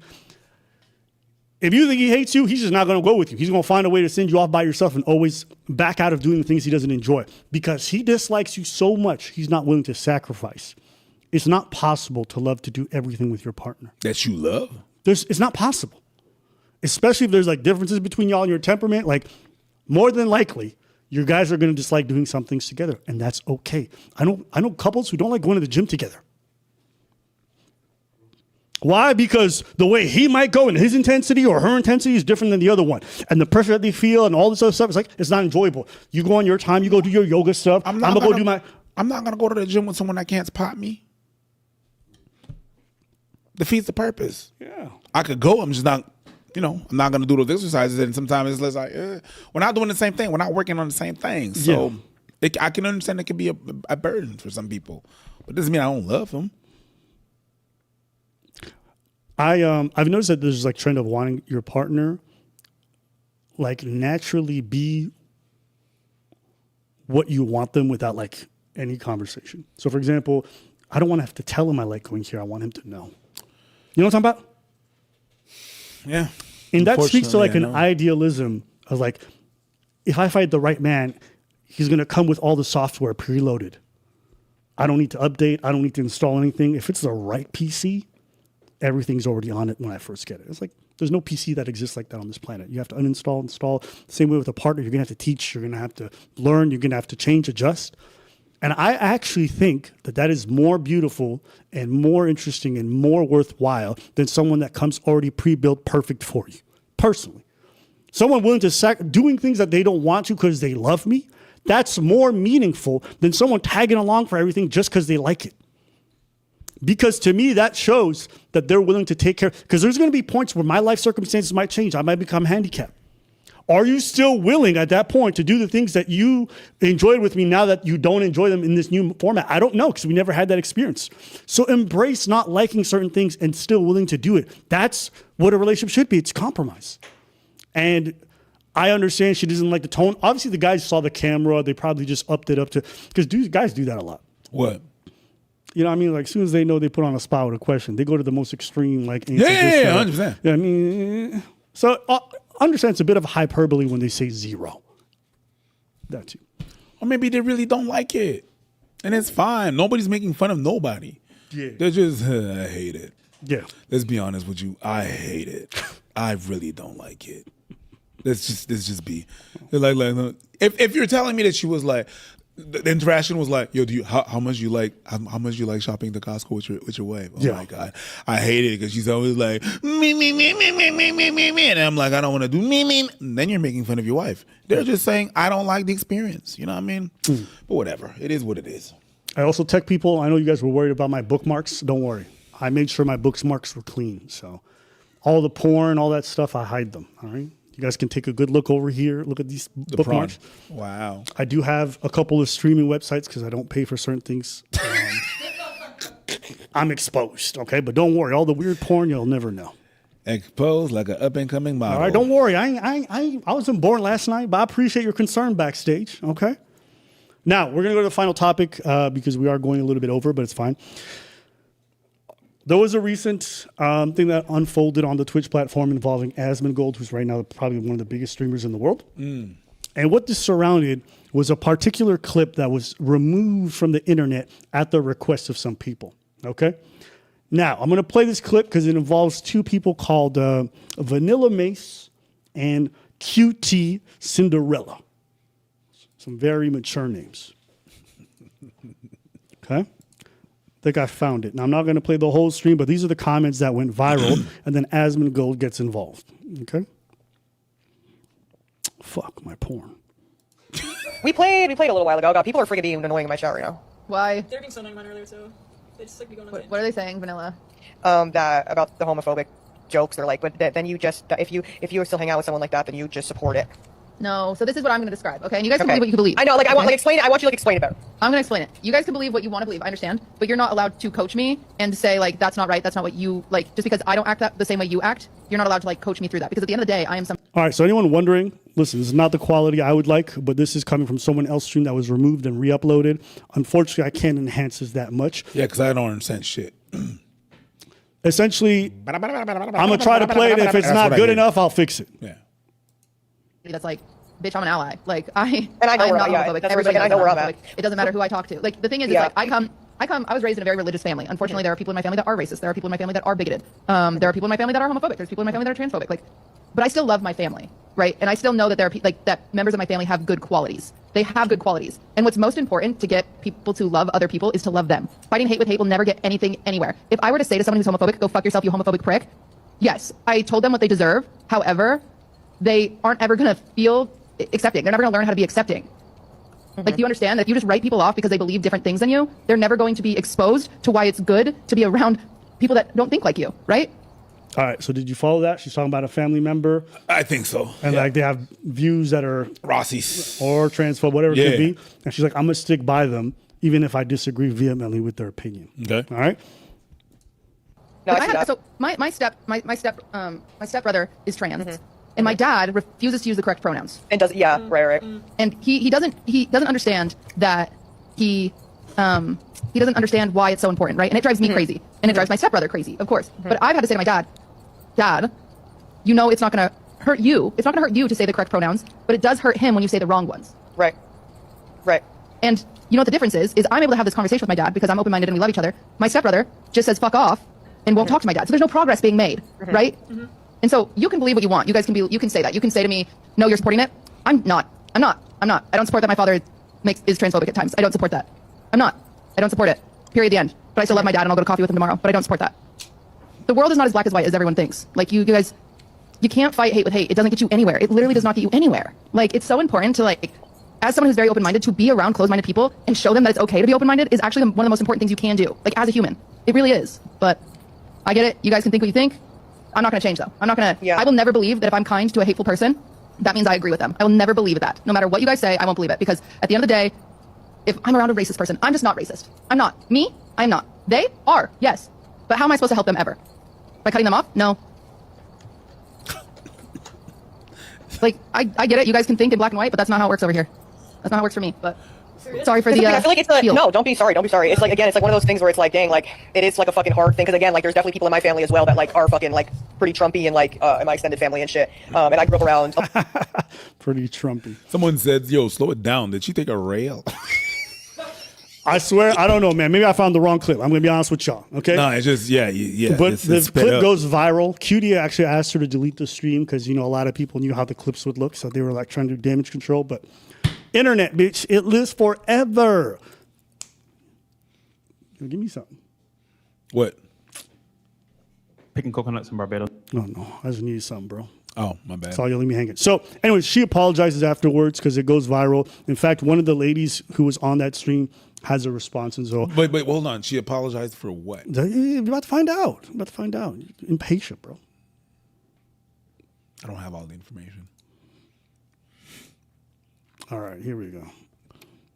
To delete the VODs, and it was not in the sense where I don't want people to know like that this was like something that was talked about, or not me in a way that I was like trying to like save her ass. It was quite literally, I am not in the headspace to just deal with what I already knew was going to come from that. I am telling you right now that I did not agree with that, okay? I'm telling you right now that I did not agree with that. But I'm not going to come on here and start dogging and hating on people like that. That's just not also a way to go about it either. But I'm telling you that I did not agree with most of the things that were said. I do think that some of the stuff that she said came out wrong, and I do think that she may not see it in the way that, you know, she may. I think that she probably sees it differently now, obviously. All right. What? What's wrong? What's wrong? You want to see her? You want to see her apology? No. Yes, please. I'm too old for this shit. Go ahead. Why are you laughing? It's my favorite part of the show. Twitch streamer QTCinderella appeared in a clip from a now private live stream with Vanilla Mace and Katie B, in which she responded to accusations of being homophobic. The situation started during a collaboration live stream with fellow creators Vanilla Mace and Katie B. During the... All right. Go. Got it. So now I'm going to give you her apology. Really sorry. Remarks were tone deaf. The following day, on October 27th, QTCinderella went live again to issue a heartfelt apology. I'm really sorry. Like, I've heard what a lot of people are saying, and I am sorry for the hurt that I've caused people. If you don't want this apology, then it's not for you. And clearly you're not hurt, but I'm apologizing to people that I've hurt, and that's important to me. So if you're a part of the queer community and I've hurt you, I am sorry. If you are a person of color who I have hurt, I am sorry. The way I was wording things was very irresponsible and wrong, because it wasn't my intention, but I did articulate things very irresponsibly, and that sucks. Even some of the clips I've seen, I feel so irresponsible for my own wording. I really do. I watched it back. I understand why it was hurtful. I've read the comments, believe it or not. Out of the drama circuit. All right. What happened? Around it really a bad. What? I'm old. You're old? I'm old. All right. I'm gonna play. I don't understand. This is why I'm old, and I'm probably gonna have to apologize tomorrow. I don't know what she said that was so bad and so triggering. You don't? You don't get it? No, because she was not saying that she was doing that. She was saying that I would still have a conversation with those people that are like that. I will still, and I understand that. Okay. It's like they're acting like she said those things. Maybe you should check your privilege. Yes, I should. Let's go. Who's so that? This is one of her best friends. Her name is Valkyrae. What? Valkyrae. I did tell her, I was like, cutie, I do think your tone doesn't help because you inherently sound really angry all the time. You sound really, and she knows. I was like, you're very blunt. I think it's your tone, you're blunt, and it just comes off poorly, especially, and I was like, you're also the whitest woman I know. Bitch, you're transparent. It also. Wow, I'm sorry. To be fair, the screen is making it worse. Okay, you see her blasted. here. She looks more Filipino-ish. Carry on. My bad. And it also is just, you being so white. It doesn't help. It doesn't help. But I know her. I know her heart. It's just because she wants to help, but I feel like there's ways we can do it better. So what are you saying, my girl? You're saying that she said something fucked up and you're going to stand by her and explain to her what she did, which is exactly what the fuck the other chick did. Am I getting this wrong? You're doing great. She's not a fake ally. Do not say that. Do not say that. Her co-host is gay. Hello? She has gay friends. Yes, okay? she has black friends too. That's never been an excuse. But what did she do? Nobody here explaining. You see all these fuckers? You see all these? You don't see them. You just see him. But all these fuckers are here, including him. Nobody's explaining me. What the fuck did she do? But you know what? I think this is even funnier because you guys can't see this, but it's just me and Preach in the room. And this is like a really weird monologue he's having. She's being, the way she spoke about it was poor. All right. Someone wrote, Preacher, you're in that lie. No! No, obviously not. Well, apparently if you use common sense, you're not an ally. I like that clip. She's not fake. She's just white. I still don't understand what the fuck she did wrong. Like, why is she apologizing? I understand what I did. What did you do? I understand what I did. What did you do? What did you actually do? Okay, so what did you do? So they're saying by her keeping these racist people in her life, essentially what she's doing is she's enabling them by her being nice to, people who have bigoted views. You're letting them just skate by, and it's easy for you to do this because you're a white cis woman and you're part of the dominant culture, so there's nothing at risk for you. But imagine your stepbrother's feeling that you're still spending all this time with this person who's constantly belittling his existence. There you go. That's one of the only chances, one of the few chances that person that is belittling her stepbrother has to change their mind, is if that person is speaking to them calmly or trying to let me spoon feed you that shit so that you can understand. Mm-hmm. You know what I mean? Casting people away, sometimes they don't understand. They just think that, well, you're right. That's how you radicalize people. But if you spoon feed, you understand the person. You're like, hey, I understand where you're coming from, but let me show it another perspective, and you talk it down to some people. You don't always have to yell at people to make your point, and yell at them and then call them names and stuff. Sometimes it's just like, hey, remember that shit you did? Yeah. It's like whenever you raise kids. Yeah, but he's a grown ass man. Yeah, but for that topic, he's a kid. He's new to the concept. You understand? Sometimes, yes, you can yell at a kid, but always yell at a kid is not the right way to make them understand things or make them grow. Sometimes you sit them down. Hey, you see that dumb shit you did? Yeah. I told you not to do it. Yeah. You did it? Yeah. You got burnt? Yeah, but what about her tone? Because like her tone, what was wrong with her tone? She's just like, I'm going to stick with this person. Like, it is what it is. Like, I don't care. I'm going to keep being nice. Like, I guess the issue is that I feel like it was insensitive and not consider the fact that people really are dealing with these racist people that may even be in her life and they may be impacting their lives. And she's just like, well, I'm going to stick with them. Like, I'm going to keep being nice. It's like, it's very dismissive to people who might be suffering and who are marginalized.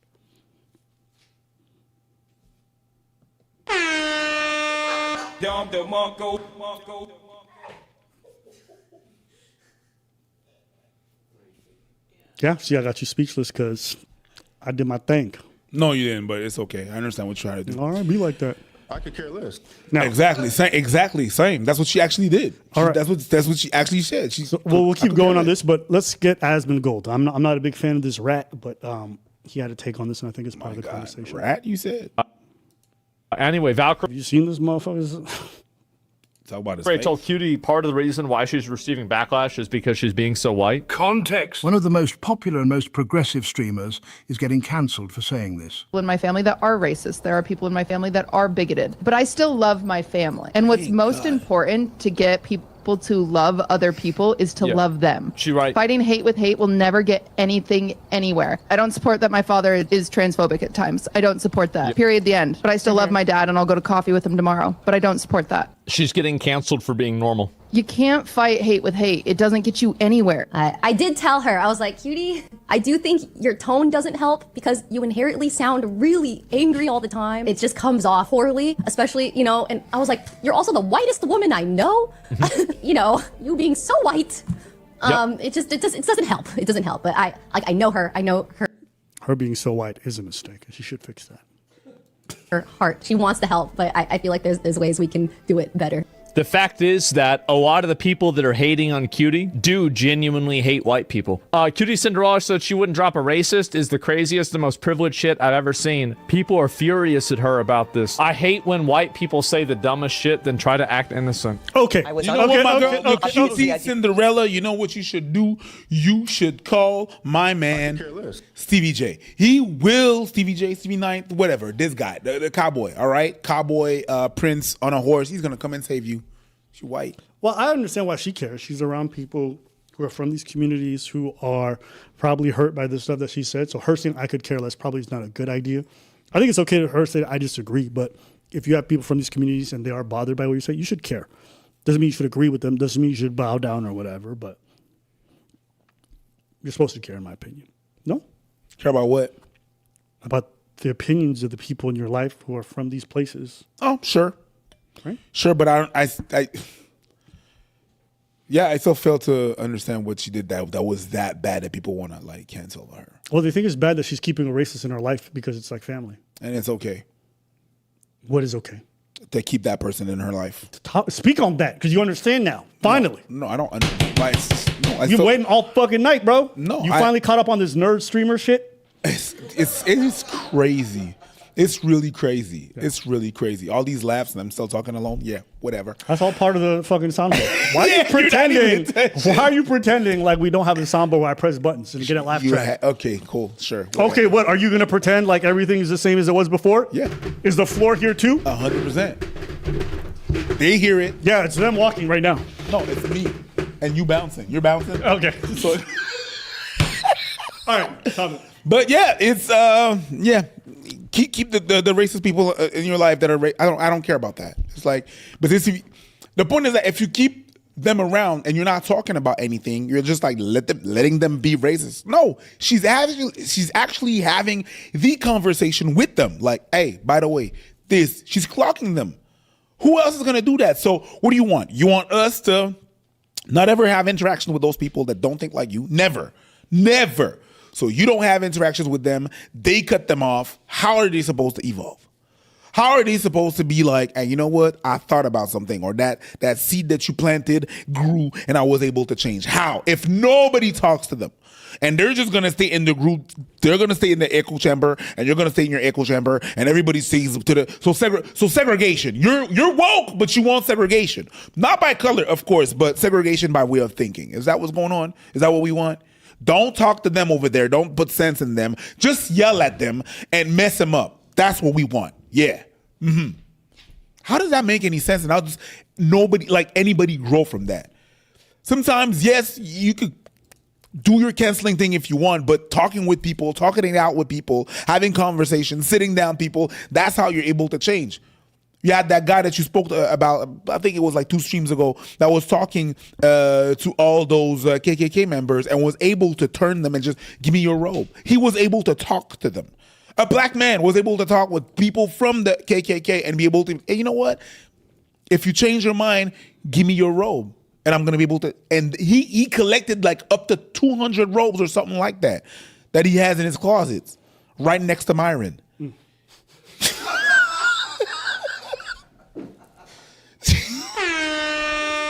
So it's like, how do you guys think? I'll give that to you. Yeah, okay. How do you guys think that the people change their mind? You have to speak with them. Like, no, you still speak to them. You said love. How could you love a racist? It's your dad. Yeah. Anyways, whatever. Maybe I'm fucking crazy. You're not crazy. I think that if someone didn't want to keep someone like that in their life, they're justified. Right? Like, you don't have to keep family members or people close to you because they have bigoted views. That's a very reasonable take to have, in my opinion. And I think it's also reasonable to be the other way. Both things can coexist. I would say that I think it's interesting that people are like, white people, I can't believe, like, first of all, I know so damn white. Well your immigrant parents got bigoted views. Like, all of our parents did. If yours don't, you're a fucking liar, okay? They all have something either against the specific genders, ethnicities. I mean, most of us can probably go to our parents and name one ethnicity, and your parents are going to go off. 95% of them, they're going to go off if it's Indians. We all know that, right? So that's just normalized nowadays. I'm to be honest, and I think that's also true for a specific set of culture or people from a specific tribe or religion. Shit, if you're a Muslim and you bring up Shias, I know plenty of Muslim parents. Well, poof, I name, and they're gonna start spitting. My mom, love you, mom, if you're watching. Yeah, but when you met me, first time you met me, hey, yeah, she thought I was moving. Now, people are going to make the argument, hey, well, it's different, white people systems. Like, but on a micro scale, I think using that to people and expecting them or being upset at them because they didn't abandon their parents is a bit ridiculous, in my opinion. So personally, I think this is a terminally online thing. That's why you see most of these responses on Twitter and all these goofy ass places. Like, it's not a reasonable thing to think that people are going to look at people from previous generations who didn't grow up on the internet like we did and be like, bitch, you're bigoted? Yes, everyone in my generation is. You go to a baby boomer, they're going to have some bigotry. They're going to. Now, the only question is, there's no question. I made that point. I don't know, like, to be honest with you, like, oh, shit, I've heard some things from immigrant parents that are like,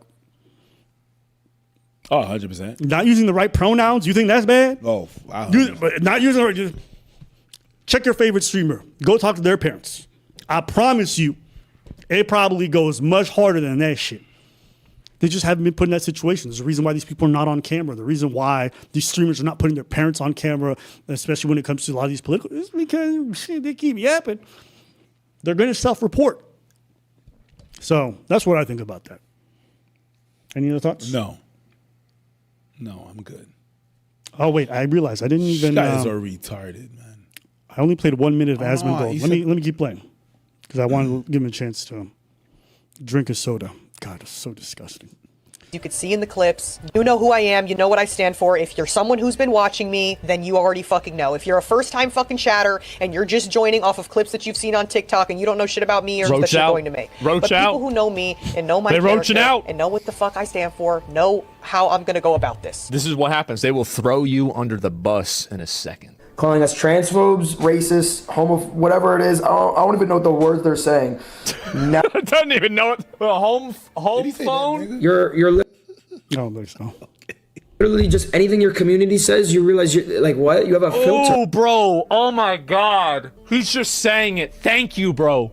Fucking thank you. She literally was so nice to us. I'm so confused. And now she's agreeing with people and that she's uncomfortable with what Cutie's saying? Yep, What is... Yeah, bro. She switched up on you real quick because she don't give a fuck about you. She only went to your event, man, because you're popular. Let me tell y'all something. This is for anybody like Ray or QTCinderella, any of these people. This audience of weird, mentally ill losers are not the only people on the internet. You might think that there's a lot of them because they're all liking each other's stuff and they're very coordinated, but there's actually a very small amount of them. You don't have to live in according to what the most uncharitable take is towards what you believe. Stop living in the shadow and stop being a slave to these freaks. All right. So what do these people do? I feel so old. So what is that? Do they do on the internet? So they game. Some of them game. Some of them do variety streams. They travel. They just stream their personalities. Oh, explain to me, boy, what's a variety stream? It could be anything. You could go out and dinner, be out with friends, go rock climbing, whatever. It doesn't matter. All right, cool. So thoughts? About what? I think I said what I had to say. So, yeah, Asmongold said what he had to say. Congratulations for him. Shit. He looked like he took a shower. But I don't know about that, Chief. Yeah, that's it. I mean, he's the cleanest I've seen. I will go with that. Anyways, that's besides the point. Mm-hmm. Yeah, I understand what he's saying. I tend to agree with what Asmongold is saying there. Yeah, it makes no sense. This is too much. Go touch grass. I think that it's like white folks. When these discussions come up, they're giving like the least amount of rope to hang themselves with. But they got the biggest neck, so they need more rope. Fair. I know what that means, but it's provocative and it gets the people going. No, it's not. But yeah, me watching this whole interaction and just seeing the reaction, seeing the girl being like, I was so uncomfortable. Like, even though in the clip she looks very comfortable and she's just yapping along with her. As soon as this backlash comes up, bitch, I don't know who you. It's like, okay, that's crazy. That's a wild thing. Wild. You was in on the heist, and then afterwards, what is that joke by Dave Chappelle? You just didn't like your cut. Yeah. That's what that felt like when I was watching her yap there. I do think there's a lot of people that are slaves to their audiences, and if they get negative response from the audiences, they immediately react viscerally. And my girl was asking me this the other day because I was getting like a flood of DMs from Fresh and Fit fans being like, nigga, you gay. I know you gay. And I was like, word, how am I gay? He's like, I saw you dancing with a girl. I was like, word. Real DMs. I pulled it up on screen. It was crazy. I was like, I couldn't believe like these goofy ass. But it doesn't bother me. I get floods of hate all the time. Of course. And the reason why it doesn't bother me is the same reason why I don't build my self-esteem on positive stuff online. And this is, I think, the best way for anyone who's trying to do social media. This is my opinion about the best way to do it. You don't let positive comments affect you. And if you don't let positive comments affect you, negative comments can't affect you. The moment you take in the positive reinforcement from strangers online and let yourself be defined by that, the negative stuff is also part of the equation. And naturally, as human beings, we're always going to gravitate towards negative feedback. It's natural. You can receive 10 compliments, receive one bad one, and shit, you fucked up for the whole week. Especially if they found your sore spot. Bitch, I'm fat, and it's over. So and it's not to say when you guys said nice things, I'm not like grateful, because I am grateful. You guys have changed my life, and I'll always be grateful. But gratefulness is completely different than basing your self-esteem or how you feel about yourself on people. And I think that's what a lot of these people need to do. They're too obsessed with the negative and the positive. It literally drives them. How many times I've made content and it pissed off my fans? I didn't care.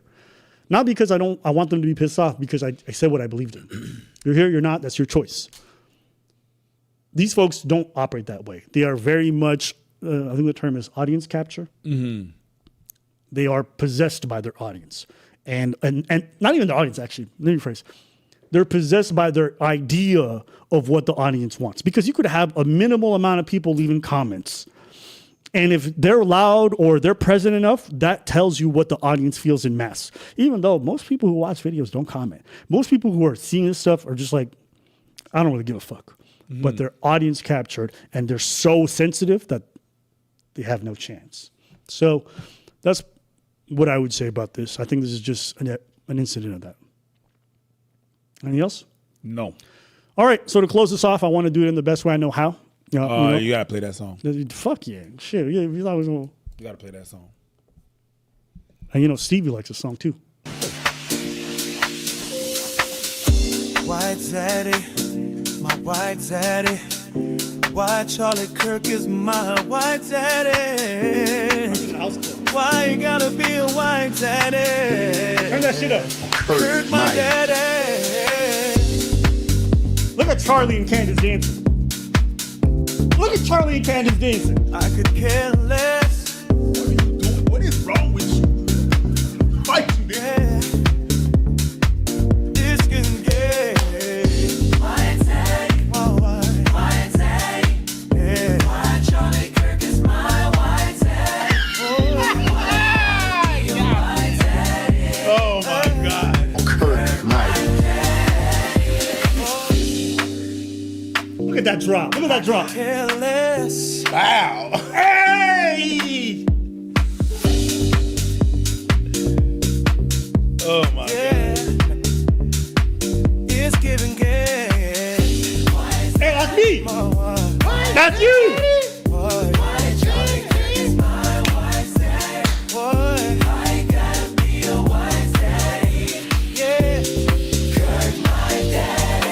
Look at you killing it. Oh, look at that sadness.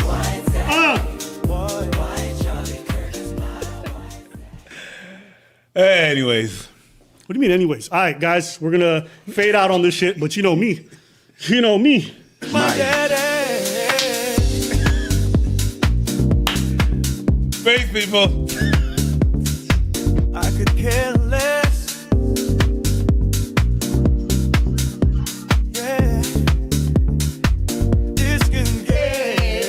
White Zaddy, White Zaddy, Yeah. why Charlie Kirk is my white Zaddy. Why you gotta be a white Zaddy?